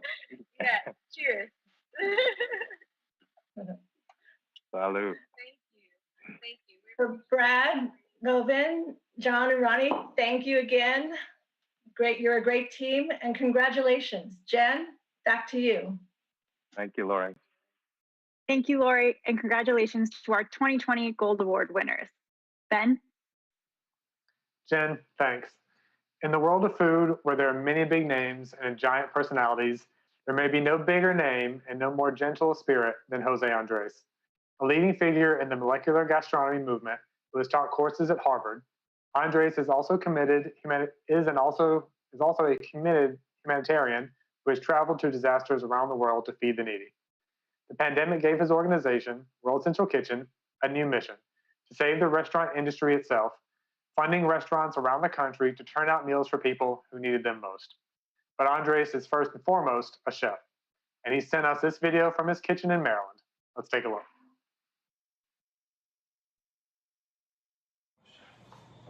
Hi everybody, before we start, I'm gonna be doing this. I have 1 quart of water in this big pan, I don't know how many inches, and this goes right in a pan. This will look like almost a paella pan from Spain, but take a look what I do.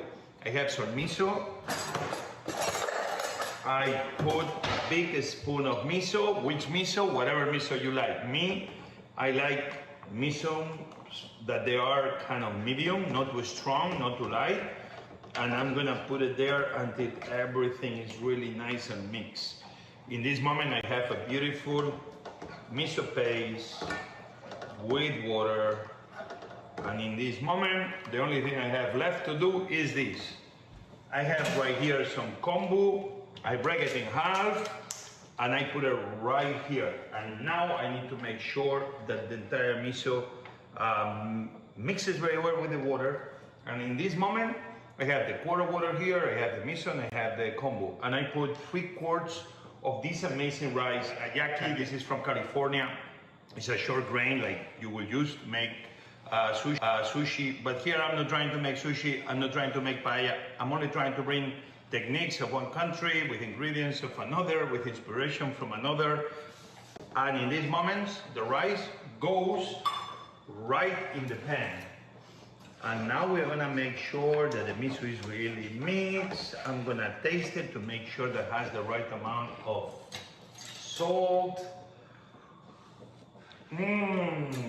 It's already tasty. So yeah, you see what I'm doing. It's almost like I'm doing like a paella that has no stock, nothing, used directly from the water. But then it's not paella because in Spain probably they will hang me. No way, Jose. In Japan, probably the same. No way, Jose. So this is a dish that is what I like to cook sometimes in my home, very quickly. So this is gonna come slowly to boil, and the moment it starts boiling, what I'm gonna be doing, look at what I have here. I have some amazing sea urchin. This sea urchin right now is in season, is from Maine, and it's the one that I grew up eating in Asturias or in Galicia, in Spain, and I love it. But we'll do more of this later. In this moment, look at what I have. I have these amazing green beans that are last of the season that I bought here in a market in Bethesda. I have some of them chopped like this, and I'm gonna add them right now. And usually, traditionally, many rices, especially traditional in Spain or in parts of Europe, they will tell you saute the meats. I'm putting some meat because I'm putting sea urchin, but I'm putting also some pork sausage. This one is a new recipe like the pork sausage we call butifarra in Spain. And I'm gonna put it, as we speak, in little balls right here on the rice. How long is this gonna rice be boiling? Depends the rice. It can be 10, can be 12 minutes. Sometimes the rice takes 18. It depends the rice. We're gonna check. I'm doing this kind of no preparation, so let's see what we find. This is not a recipe that always works. This is cooking, throwing you salina and say, let's see if I am successful. But I hope you can see this actually is looking really good. The combo. In this moment, this is done, the rice is behind me. I'm gonna do this.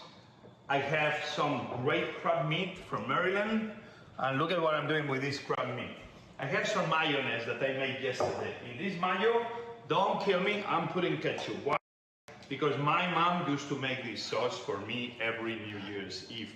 And I grew up eating this sauce, salsa rosa. Every country has its own version. My mom will put ketchup, a lot of black pepper. She will put probably some mustard. This one is grain mustard. Take a look. Oh yeah. We put it in. And in this moment, I I will add a little bit more of why not black pepper. This moment I will get some whiskey. Why? Because we are in the States. Some whiskey, because my mom will always put whiskey. Sometimes my mom will put Paris, but they don't have any, or whatever else. It's good too. Don't let anybody to tell you that the recipe, you cannot make it your own. Now we mix it. Oh yeah, good. And now, my friends, this is a pink sauce, like my mom always used to make with the grain. And the whiskey gives a special flavor. This is in the moment. So in this moment, take a look at what we do. In this moment, I bring this beautiful plate. I get some of the beautiful crab meat and I put it around like that, big pieces. You can do individual, you can do for sharing. I think now with COVID, it's better to do individual. If you are in your family, you can do it separated. You can do it in a big plate, you can do it bowl by bowl. And in this moment, that's what I do. I go and I put some directly, some of this amazing salsa rosa on the plate. And in this moment, every piece is kind of covered. And me, I love cornichon. Take a look what I do. I do one, I do another, I do another, I do another. I come with some, why not, olive oil, which I have here. I put a touch. I did some of the black pepper. I come with the black pepper. I put some more on top. If I had some green leaves, I would, but I don't have them. So, people of Los Angeles, people of the world, this is my crab meat with the cornichon and the pink sauce as my mother will make it. And in this moment, we have time as the rice is cooking. We come back. How is the rice doing? The rice is good. I'm bringing up the heat because if not, it's too much rice for the proportion. But I will tell you at the end. I think I did it right. Very nice. Beautiful. Beautiful. It's in the place I wanted. And this needs to keep boiling. So now, take a look at what I'm doing. I'm removing everything from the middle. The crab meat is out. And in this moment, this is what I do. I have here some eggs, and I crack one egg, and I crack another egg. Perfect. I wash my hands, again, boom, and take a look at what I do. I get this sugar, and I put two big spoons, one big spoon per egg, and because my mom always likes to put more, I put more. In this moment you have sugar with eggs, but in this moment you do this. You come with another egg to crack it, you separate the egg whites, and because we want to use everything, this egg yolk goes in this bowl. In this moment we have the egg yolks here, and we have the whole eggs here and the egg whites there. And in this moment I come, I'm gonna leave this for later, and I mix these eggs with the sugar. Are you with me? Are you with me? Yeah. You are with me. Take a look. Oh yeah, this is some shell. Oh, sorry. Okay, so take a look. Sometimes I like it even more sugar because you want to caramelize. In this moment, we have this kind of pan. I use it sometimes for grilled cheese sandwiches. Not too hot, but I put olive oil. Why? Because olive oil is best. The rice keeps boiling, maximum speed, and take a look what's happening here. Take a look what's happening. I'm gonna wait until this is almost ready. And in this moment, it's time to close some of the things I've been opening. Don't come down. This is Vivo y Directo, live from Bethesda, Maryland. Oh yeah. Thank you, José Andrés, for that demonstration. We'll be back in the next hour for the rest of the video, but we're not going to leave the topic of home cooking just yet. So many of us have been cooking meals for ourselves at home more than we ever have before. And in addition to José Andrés, that includes a number of the world's top chefs and entertainment figures. We asked them to tell us what they've been making. Getting recipes and special instructional videos on how to cook delicious meals at home. Well, I'd like to contribute, but I'm the worst cook in the world. But that doesn't stop me from making yum-yums for my mouth and for my tum-tums. Come along, won't you? It's a vegetarian meal. Crispy rice, split peas with basil, a little cucumber yogurt, and roasted tomatoes. Amazing. My favorite dinner to cook at home. The thing I like to cook most nowadays is something I learned in Barcelona, Spain. I saw them fry eggs in olive oil. Have you ever done this? Oh my gosh. I hate to say it because I say it all the time, but I love mashed avocado with olive oil, salt, and pepper, with a little bit of appetizer, some of our chips from Socolo. Uh-oh, what did we find? Nectarine. And all you do, it's very simple. You take the pan, you get it hot, you put in some good olive oil, right? Not too much, because it's going to splatter, especially if it gets very hot. Now, don't judge a nectarine by its bruises and its bumps. Just because it's not perfectly round doesn't mean it's not going to be perfectly delish. So what you want to do, turn on the water cold, not hot. It's a rookie mistake thinking, oh, I better wash it in hot to kill all the germs. No. You wash it in cold to keep that delicious flavor and keep the juices flowing. An artichoke, I love steamed with a little bit of mayonnaise with cracked black pepper and lime. And then a ribeye, marinated in smoked paprika and Worcestershire and tons of mustard. Throw it on the barbecue. You crack a couple of eggs in there, and what that does is it makes the whites really, really crispy, especially on the outside. But the inside, the yolks especially, and the white around the yolk stays tender and nice and still runny. This is a great thing to do. I recommend it. Today what we're gonna do is a chorizo and papa torta with a little bit of queso fresco, some avocado, a little salsa, really simple, just how I like to cook here at the house. So come on and take a look while I cook. Corn on the cob with maybe a chipotle aioli and cotija cheese, a really yummy salad of arugula and celery root with lemon oil vinaigrette. Now what you want to do is eat it. So let's give that a try, shall we? Oh God. So my favorite meal to cook at home is a Caesar salad. I am not a great cook. I was not raised with great cooking, and I somehow learned how to make a super good Caesar salad that has somewhat followed me throughout my life, and friends of mine and friends' kids all seem to want me to make a Caesar. So I do make a fairly famous Caesar salad. That's a little slice of heaven.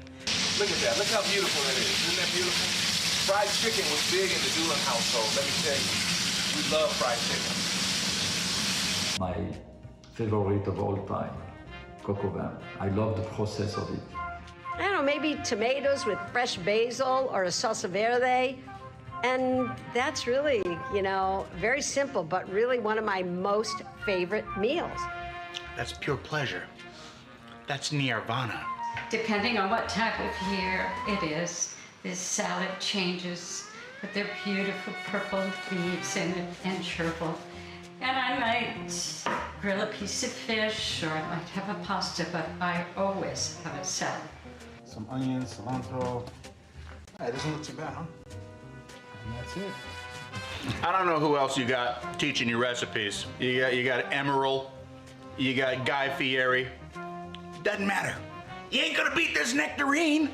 Chef Black, good to see you guys. Much love. We'll get through this. Chicago is not only known for its hot dogs and deep dish pizza, which anyone from Chicago will tell you are the best, it's also known for producing some of the nation's most renowned chefs. One of them is rising star Lamar Moore. He recently won the Food Network show Vegas Chef Prize Fight, which earned him the position as head chef at the Bugsy & Myers Steakhouse in Las Vegas. Chef Lamar has also been dedicated to helping others during the pandemic through his work with World Central Kitchen. I spoke with him earlier this week about that experience, his love of Southern cuisine, and his new adventure in Las Vegas. Take a look. Hi, Chef Lamar Moore. It's good to see you. So you're in the kitchen at Bugsy & Myers, is that correct? That's correct. That's correct. And what have you got in front of you? What are you making for us today? So today I'm going to be making our signature sea scallops. Just to walk you through some of the ingredients, I have the diverse sea scallops here. This is our celeriac puree. Obviously, we're going into the fall season, so it's a nice fall item to have. It's our marinated salsa fee. This here is our mushroom vinaigrette, and also our veal sweetbreads. So right now you're in Bugsy Myers in Las Vegas. How's that been going? I know it was delayed because of the pandemic, but how are things going now? Things are going well right now. And actually, to talk a little bit about that even more, my involvement with World's in the Kitchen kind of started due to the pandemic. So back in Chicago, I was one of the first people who reached out when I assisted a local restaurant group where we were able to push out 60,000 meals in 3 months. On top of that, we were able to feed furloughed employees, while Caesars Entertainment was also back here in Vegas, also donating a lot of product and also helping assist in their team members here. So we had a collective joint going, but in separate spaces. So glad to be back here, and things have been going very, very well. Recently, we just decided to open 7 days a week, so the business level has increased. But also, we are still following our health and safety protocols on the Caesars Entertainment. As you can see, I have my mask on, and we're 6 feet distance inside of the kitchen, and also very separated inside of our dining room as well. I'm very happy for you because I know you had to, you won the show and then weren't able to celebrate properly. So have you been able to kind of have a little celebration there in the kitchen? Somewhat. It's been good to get in gear with the team, front and back of the house. Everyone's been, patiently awaiting to take care of our guests, and all of the guests have been waiting to get here, and obviously meet myself from, the nice win I had on Food Network, and it's good to get back to some cooking in the kitchen and get back with the team. So, well, I will let you get cooking. So first step, I have a preheated heavy duty saute pan here. I'm gonna add a little bit of oil to the pan. It's gonna help us give a really, really nice sear on our scallops. Okay. Next step is I'm going to season our scallops. So as you can see, I have the scallops kind of on a piece of paper. What that does is takes some of the liquid off of there, because when you sear the scallops, you want to get a nice sear. So I'm going to season both sides with salt and pepper. This is kosher salt and fresh cracked black pepper. Same thing we use here in the restaurant. You can find in the local store. And this recipe is obviously simple and very easy to make at home too. So yes, while you work on those, I'd love to know, what was it like being on, on Food Network, on the Vegas prize fight, competing on TV? Like, what was that experience like for you? Been on Food Network 3 times. My first time was on Chop, which was very nerve-wracking. Had a lot of cameras in my face, didn't know what was going on. Didn't win. Second time was on Be Bobby Flay, which someone who I do like and enjoy, seeing the type of food that he's able to put out. And this time was a little bit different. I spent a lot more time in Vegas than I would have thought. No partying, a lot of cooking. Chef Amberell was kind of on my tail quite a bit during the competition. And then being victorious and being a part of this great operation and this $10 million restaurant is definitely a dream come true after 20-some years in the industry. So it's been great. Yeah. And you touched on this a little bit at the beginning, but your work with World Central Kitchen, how did you decide to get involved with them and kind of, I hear turn one of your restaurants into, a communal kitchen for the community after the pandemic? Well, there's a few things here. As a chef, I definitely admire José Andrés as an advocate for, helping people, obviously during the hurricanes and, definitely with the pandemic now. So, as a chef, that's something you want to do. The other part to that is that, with Chicago is another metro city like Los Angeles and also here in Vegas. And when I was presented the opportunity to be able to, help the community, that's what I embody. I talked about a lot of that doing Food Network. Obviously, the stars align with Caesars Entertainment because they embody the same thing as far as, helping local communities and helping the community here in Las Vegas. So it was a perfect opportunity for me to continue that same advocacy. I have donated my time in mentoring students and older adults, mentor a lot of the cooks here in Vegas and also in Chicago. So, the stars align for me to be able to do it, and nothing like being able to help another company.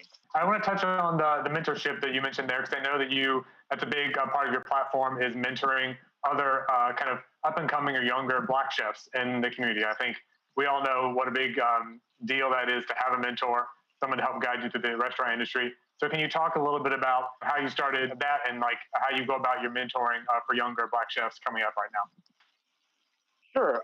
One of the first things, especially growing up in Chicago, from a culinary school standpoint, it was very difficult for me to go to culinary school. Thankfully, I had my mom who was able to assist in, financials to get me to school. A lot of the schools in Chicago, they didn't have the funding for like home economics to be able to teach. So, I mentor through a CCAP program and also Pro Start, where I would go and visit the schools. I talk about my life, my career, my history. As an African-American chef, coming up in the industry, it's very difficult for me to find, people like myself. So as I've gotten older, it's important for me to be able to show that same respect. I mean, especially now here being in Las Vegas, instead of just visiting and partying, I'm, here, co-running a $10 million restaurant, which is something good for people like myself to be able to see. When we're talking about flip these cheese scallops over, let me cook them a little bit with a nice hard sear on there. Those are fantastic. I cook these a little medium also. Yeah. I know you said that born and raised in Chicago, but you have some family in Mississippi. Is that correct? That kind of influenced your cooking? That's correct. So, that was a part of my mentor. I'm supposed to leave. I'll let them rest. My grandmother cooks. That's where I got into the whole community spiel and being able to help communities, because I watched my grandmother do it all the time. I watched them switching pans for the sweetbreads. A little bit of oil in there. My grandmother helped a lot of people in the neighborhood. She would have cats, dogs. She would cook in the churches on the weekends. So I saw that growing up. Plus, I was a little fat kid sitting on the counter watching her cook a lot of food. And, most recently, like when on Food Network, Amber Elle kept drilling home for me to be able to cook what I knew. And so in the finale, I kept, toying over my head. I was sleepless that night trying to figure out what I wanted to make. And coincidentally, I made a fried chicken dish. And these biscuits that, I grew up to love with my grandmother all the time became one of my signature items. And recently, we just, again, changed our menu here at Bugs and Myers on the fall menu. And I premiered the actual fried chicken dish that I did on Food Network's Vegas Chef Prize Fight with a nice Vegas-style upgrade. So, those things hit home to me. We collectively, culinarily, and also from a food and beverage standpoint, have really, really trying to, change the model of what Vegas is and what we do here at Caesars and also Flamingo. So, it's been a great combination of what we do culinarily with, the executive chef here, Honorio. He's been with the company for over 15 years, and I look for his guidance and leadership and being able to, continue to lead this team on a food level and raise the bar, as we say. I'm very excited to hear that dish is going to be at the restaurant, because I'm dying to try it. I'm actually from a little small town nearby where your grandmother grew up, so it hits home. Yeah, talk about that dish a little bit. So everything is pretty much homemade. So the fried chicken is buttermilk battered. I make my own hot sauce, which you'll see on the show, which we have here as well. Honey butter biscuits from scratch, the house made pickles, and then we added a little higher touch of Southern. So I did some mac and cheese bites with a little bit of Cajun remoulade on there. So and it's available Monday through Wednesday, and then this sea scallop dish that I'm doing right now here is one of our newest upgrades as well, going right into that fall season again with a really nice sea scallop and the celery puree, which works really, really well with that, and also the mushroom vinaigrette. So right now I'm giving a sear on the sweetbreads as well. Oh, very nice. What is the inspiration for this dish? Did you have something similar to it, growing up or anything, or was it just like a kind of celebration of the seasons? And we wanted to have some, fall inspiration. I definitely grew up on having, celery and celery root, which is the base of the sauce on the bottom, and it's nothing like having some fresh sea scallops. How are you kind of changing your cooking from your restaurants in Chicago to where you are in Vegas? Is it, are you doing kind of using flasher ingredients, or are you just kind of taking what you already know and just, like you say, kind of taking it up a notch? I'm taking what I know and kicking it up and making it more Vegas style. People come here for the show. I mean, like that fried chicken, to be quite honest, that's probably the first time I've in order for me to develop that recipe, I've cooked the recipe quite a bit. I've probably made over 100 fried chickens before I got to the right plate, because, fried chicken is very rustic. It's very, kind of eat with your hands. And we made a little bit more knife and fork, made it more French style on the plate. So it looks a little bit more high class. So that was definitely a different touch that I wasn't used to, that I had to adapt to it. Who were some of your mentors or kind of chef's inspirations that you looked up to when you were coming up as a young chef? One of my first ones, and where we're talking, I'm going to start plating the scallops here too. One of my mentors I appreciate, who actually works with CCAP, is Marcus Samuelson. Visited this restaurant quite a bit. He does a lot of work with NAU students. We have crossed paths once. There was an operation I worked at called Currency Exchange Cafe, which was dear to me. It's on the south side of Chicago. And there's a local artist by the name of Theaster Gates, who does a lot for the communities from an art standpoint. and he and Marcus Samuelson has done some great things together. It's a celery puree that I'm putting down. So he was definitely a big mentor for me. He's been doing a lot of great work for everyone all the time. I always, every time you hear about him, he's doing great work for other people in the community for sure. So that's awesome. So kind of walk us through how you're plating up the dish. Right. So I got 4 little dots or swipes of celery puree. I'm going down with the sea scallops on each one. Next here I have the braised and slow cooked salsa fish. So this salsa fish is also nice fall item as well. So we've taken it and we have slow poached in milk, a little bit of salt and pepper, garlic, and onion, and then peeled and then sauteed again with a little bit of fresh chive. So right next there. And we have our nice veal sweetbreads here. Next to that. And next, we're going to take our mushroom vinaigrette. Just going to go a little bit right on top. What this does, gives a little bit of bite. It's got some tangy, sweet notes to it, and enhances the flavor of our sea scallop. Mm-hmm. It's got a little truffle in there too, so nice when it hits the table, you'll get a little burst of truffle in there. Yeah. And then very Vegas. I love that. So very Vegas, and we talk about local. Like these microgreens are local to Las Vegas. And again, going into more local. So on the same thing on my fried chicken dish, there is a dollop of honey that's right on top. That honey is also local here in Las Vegas. So, we've been working with a lot of local purveyors here. Obviously, it's been slightly challenged due to the coronavirus, but we have been doing a very good job with our local purveyors here, ensuring that we get the best quality product possible. So pretty simple, pretty quick, and yeah, that's it. That looks fantastic. I hate that I can't be eating it right now. I agree. If you could smell what I smell and the nice searing of scallops, I think you would be very impressed. Very happy about that. I know we are. Chef Lamar Moore, thank you for being with us, and thank you for all the work you've done in support of World Central Kitchen. Thank you so much. My pleasure. Thank you very much for having us. The beginning of the pandemic, with its interruptions to the food supply, reminded us of how interconnected this world is, refocusing all of us on sustainability and making us more mindful of how precious our natural resources are. Chef Josh Nyland embodies this principle. He is known in his native Australia as an evangelist of seafood and for the idea of including nearly all of a fish in his cooking. Let's take a look at what Josh Nyland calls fish butchery. G'day guys, come on through. I'm going to take you into the cool room. Come on. All right, welcome to Fish Butchery. So this is my retail store. My name's Josh Nyland. I'm the owner and chef of St. Peter Restaurant, just a few doors down. And this is Fish Butchery. So this is our retail space where we store all our fish, all our fantastic Australian fish, line caught, incredible species, such a diversity. We've usually got about 14 different species here, so completely spoiled. And I get to come in here every day and go shopping and write the menu for the restaurant. So, I'm in my happy place right here. So things like beautiful gemfish that I don't think get seen too many other places. I mean, look at the teeth on that. Wow. And then kingfish. We've got all these fantastic wild kingfish.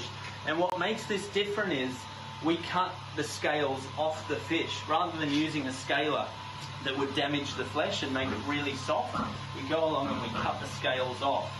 And by doing that, we're able to condition the skin so that we get this wonderful dryness on the outside, which allows us to pan fry the skin and almost get like pork crackling. So we do try and treat the fish as if it was meat. So we're dry aging these fish in this cool room that's sitting very, very cold at between 0 and -1 degrees.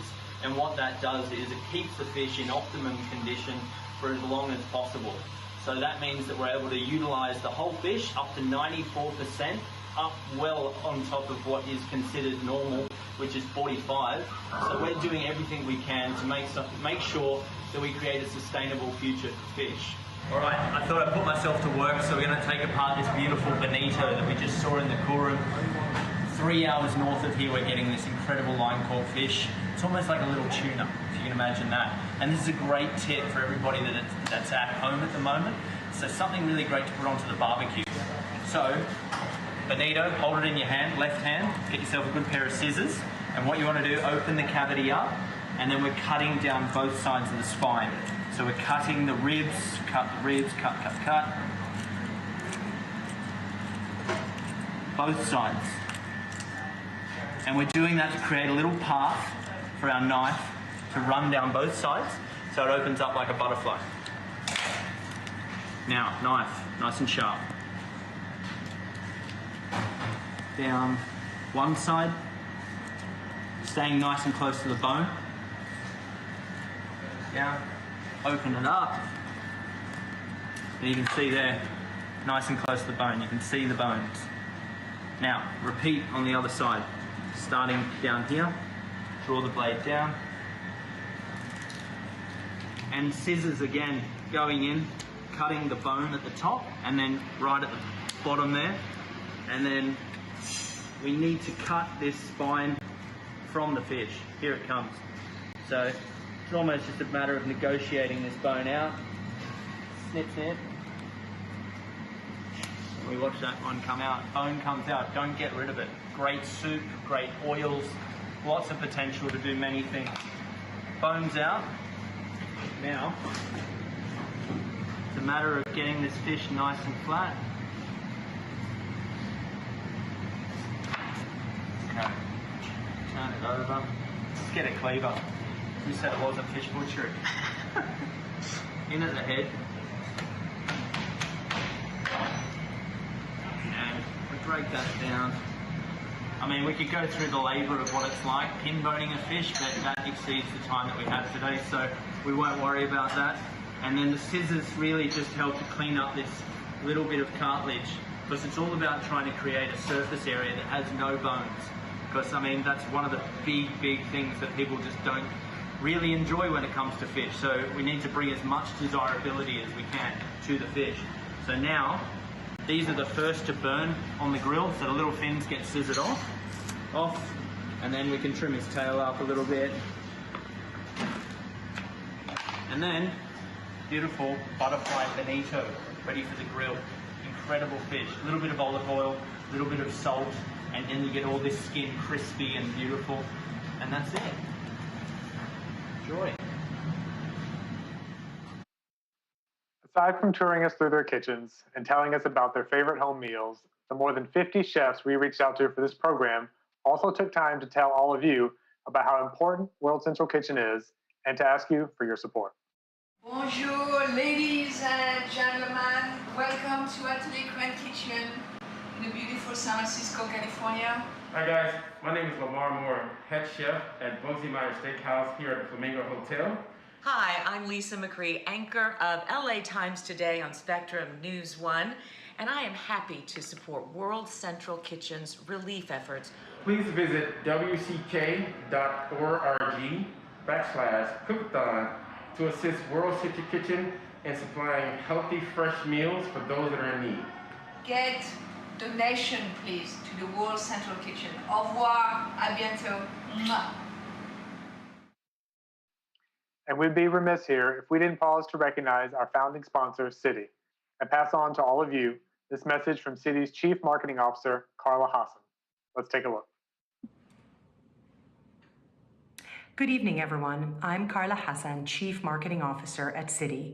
We are so excited to be a sponsor of tonight's Cook-a-thon, working with the Los Angeles Times Foods Bowl and World Central Kitchen. Without a doubt, 2020 has been a challenging year for the restaurant industry, but through the amazing work of José Andrés and his colleagues, it has also been a year of remarkable ingenuity and resilience. For millions in America, the same lockdowns and social distancing measures that are helping protect them from COVID-19 have largely halted their work and income, leaving them wondering how they'll access the basic resources they need to survive. This is why earlier this year, Citi announced a new collaboration with World Central Kitchen, and we're extremely excited to work with this amazing organization. For the past 10 years, World Central Kitchen has worked to use the power of food to heal and strengthen communities in times of crisis and beyond. The need for these efforts have multiplied through COVID-19.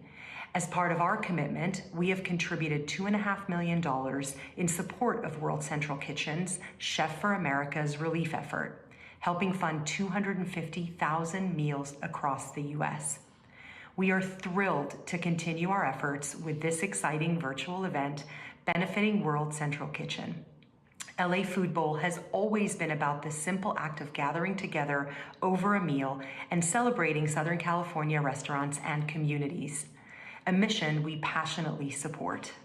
And we're so proud to be a part of this event for the 4th consecutive year. We look forward to celebrating with you tonight. Carla Hassan, Chief Marketing Officer of Citi, thank you. It's time now to return to the kitchen of one of the world's best-known chefs. Here is more of Chef José Andrés in his kitchen in Maryland, where he's preparing his signature Spanish-influenced cooking.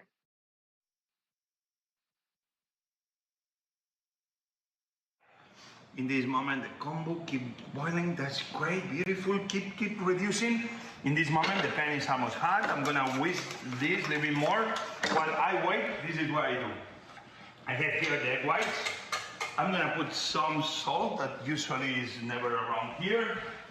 Over there. And take a look what you do. You put a touch of salt. It's gonna help break the egg whites. And we're gonna whisk until we do egg whites. Like you create this kind of beautiful cloud of all the air that is going inside the egg whites, because the egg whites love air. In the moment you give the opportunity to egg whites to incorporate molecules of oxygen, of air, they love it. And that's why it's one moment that you can see through, and all of a sudden you cannot see through. Why? Because it's a lot of air, and when it's air you cannot see through. But we keep whisking like that. In this moment, it's very good that you have an assistant or you have somebody that helps you to do this, because you can get very tired, and I like to have people that do it. Or you can, some is limit, or you can get a machine and you can do it in no time. But I'm gonna keep doing this. Take a look at the rice.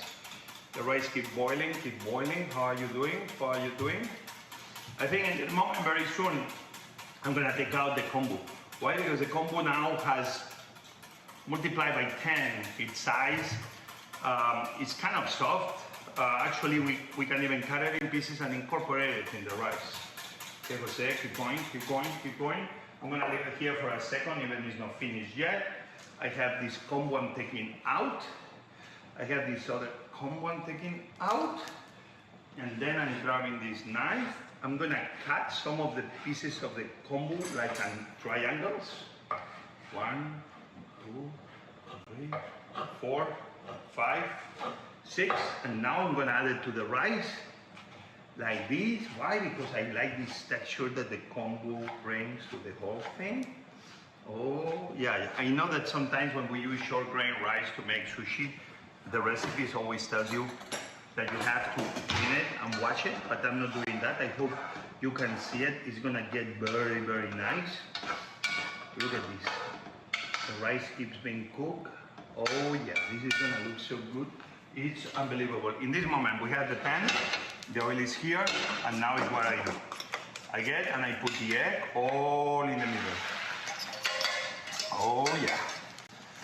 And in this moment, I make sure that all the egg covers the bottom of this pan. And in this precise moment, I wait until some of the egg really, I can break some to make sure that the egg starts coagulating.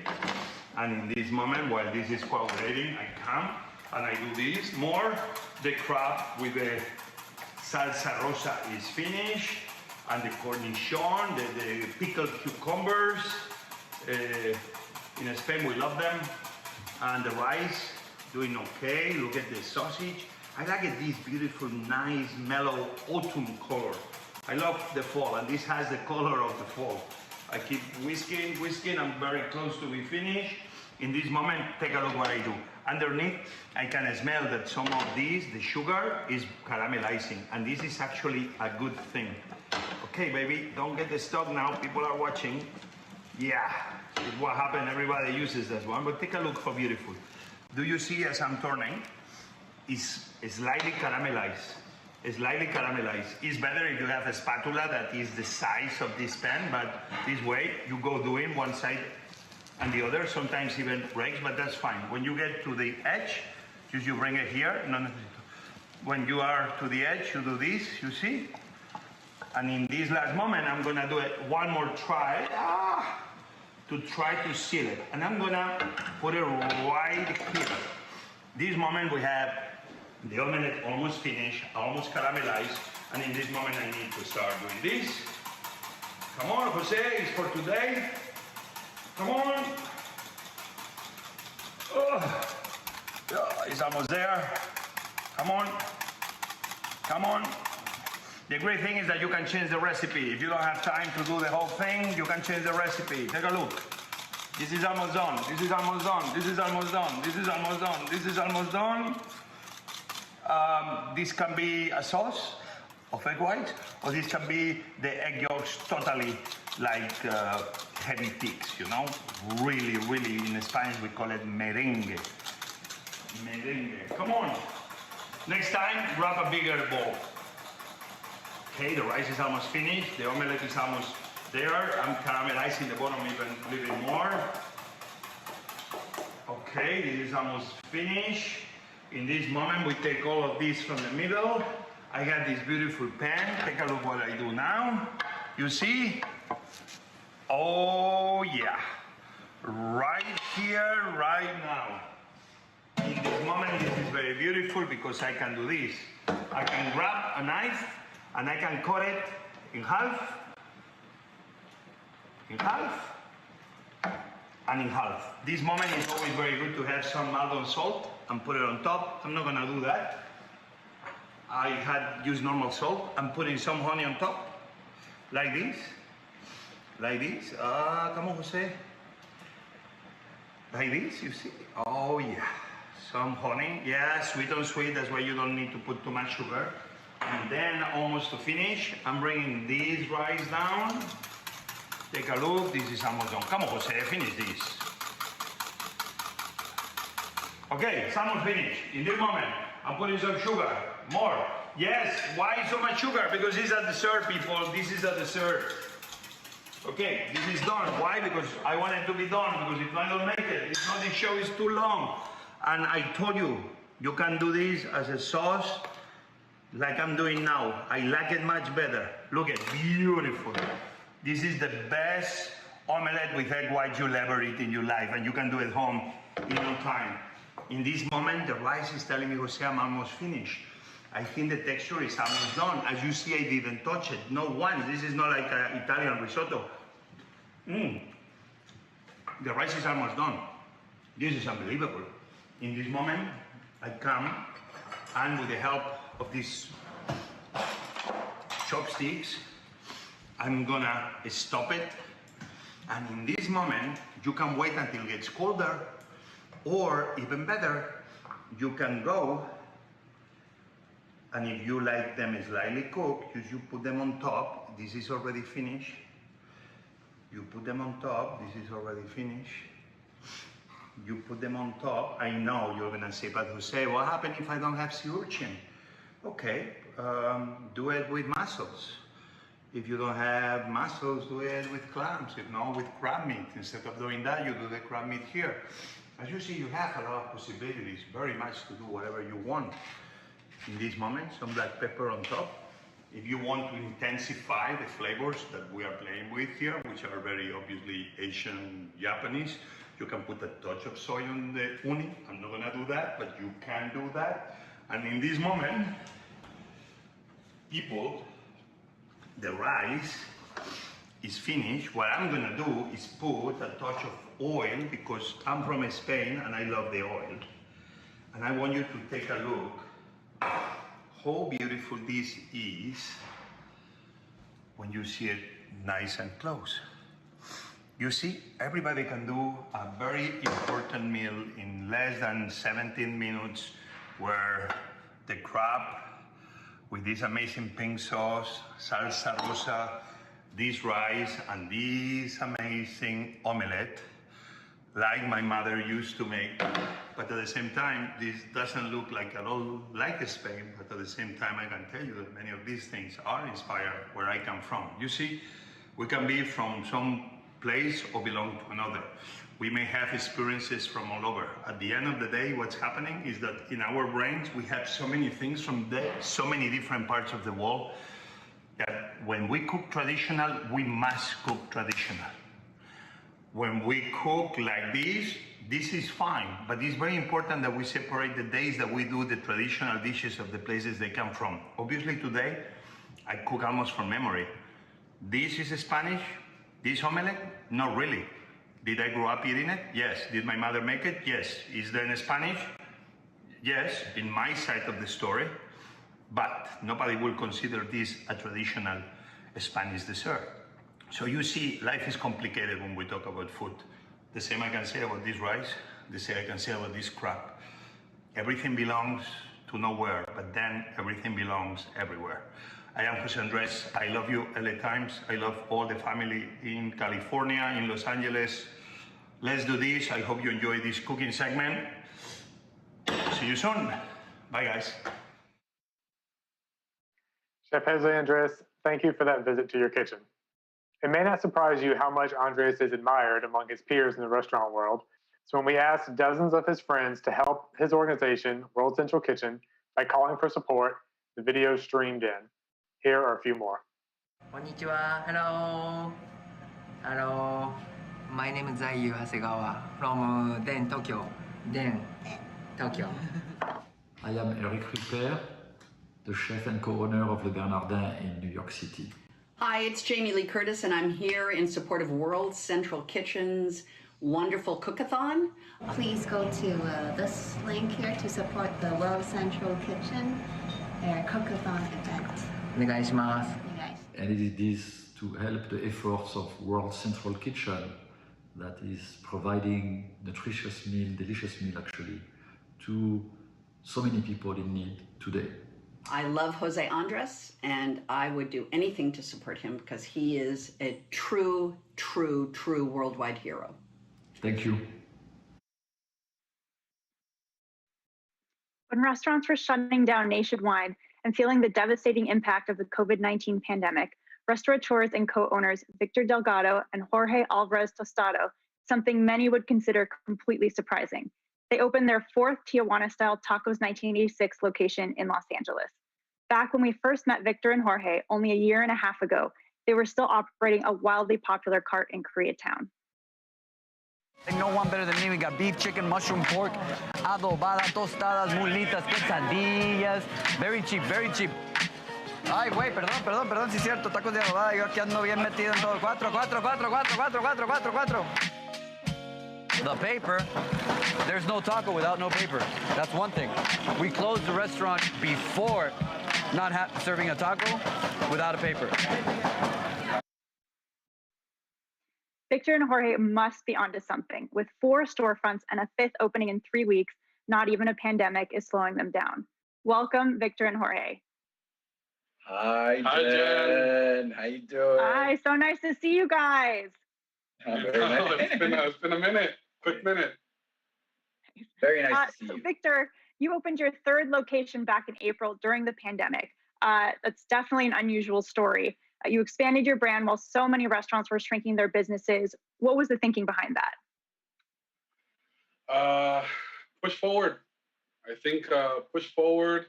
We have some plans, obviously, for this year, and we decided to put our team on our backs and stay open for them. And here we are. We're happy to be open, especially for our team. And Jorge, Angelinos can look just about anywhere for a taco, but your shop is definitely popular for many reasons. In our video from last year, you tell people online that these are the best tacos in LA. What makes a good taco? Well, a good taco here at Tacos 1986 starts off with a handmade tortilla. All of our products are fresh, every day, fresh. The onion that you eat on your taco is chopped that morning, probably an hour before you ate it. Our meats are fresh, our chicken's fresh. The mushroom recipe is legit.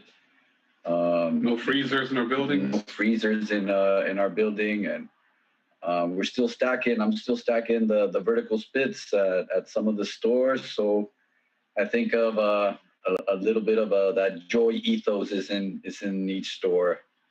I think as well. Hopefully, I don't know, but the food is there. The food will for itself. I think it's an honor to be open during this time and to keep the quality there, the freshness there.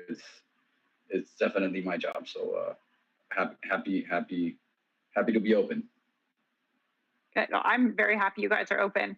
And I'd like to ask this question for both of you, but Victor, I'll start with you. What is next for Tacos 1986? Pardon me? What is next for Tacos 1986? Oh, what is next? I think it's definitely finding a way to adapt to the new ways of serving food, to making sure everyone feels safe, and making sure that making sure everyone feels safe when they come eat or when they order food from us is definitely a new model for us, and we had no choice, like everyone else, but to adapt, and that's the name of the game, adapting to this new way of serving our food. Adapt and execute. Yeah. And Jorge, what about you? What are your plans? The plan is to definitely keep growing. Right now, we have a really important task at hand by educating our own people, our own staff, in our concept and our vision, and we really want them to grow with us. So maintaining the people that have helped us grow, people like you see in in the video, you're probably seeing and just maintaining those guys and making sure that the people that come along really know what they're doing to help us grow. To go to Japan. Victor and Jorge of Tacos 1986, congratulations, you guys, on all your success, and thank you so much for joining us. It's so great to see you guys. Our pleasure. Yeah, we would love to cook for the whole team, the LA Times, whenever you guys are ready. We would love that too. We'll cater for you. Bye, Jen. Thank you. Say hi to Bill. Thanks, guys. Bye. It's been a special experience to spend these 2 hours with you, shining a light on the restaurant industry and on the work of World Central Kitchen. Remember, if you'd like to learn more about the work of World Central Kitchen, you can find it all online. And if you'd like to support World Central Kitchen's mission, please go to wck.org/Cook-a-thon. Jen, before we go, I'd like to ask if there's anything that surprised you tonight. You and I write about food and restaurants a lot, and I'm often curious about how chefs draw their influences. To me, it seems that the ups and downs of this year will be an influence on their style, just as much as their grandmother's roast chicken. It seems the name of the game moving forward will be to be adaptive. Do you think we'll probably see that in their cooking too? Yeah, I mean, I think like Evan said earlier, chefs and restaurateurs and hospitality people are the most resilient people I've ever met. And I definitely think pivot will be the word of 2020. But yeah, I mean, it was nice to see so many people positive and just really looking forward. I think it was really great. And it was so surprising actually for me to see how small of an organization World Central Kitchen is and for how much good they do. To only have like 50 people on staff and to be doing good all over the world is really amazing. So thank you. We'd like to thank everyone for joining the Cook-a-thon benefiting World Central Kitchen and presented by the Los Angeles Times in partnership with Citi. We hope you had as much fun as we did. Thank you and good night.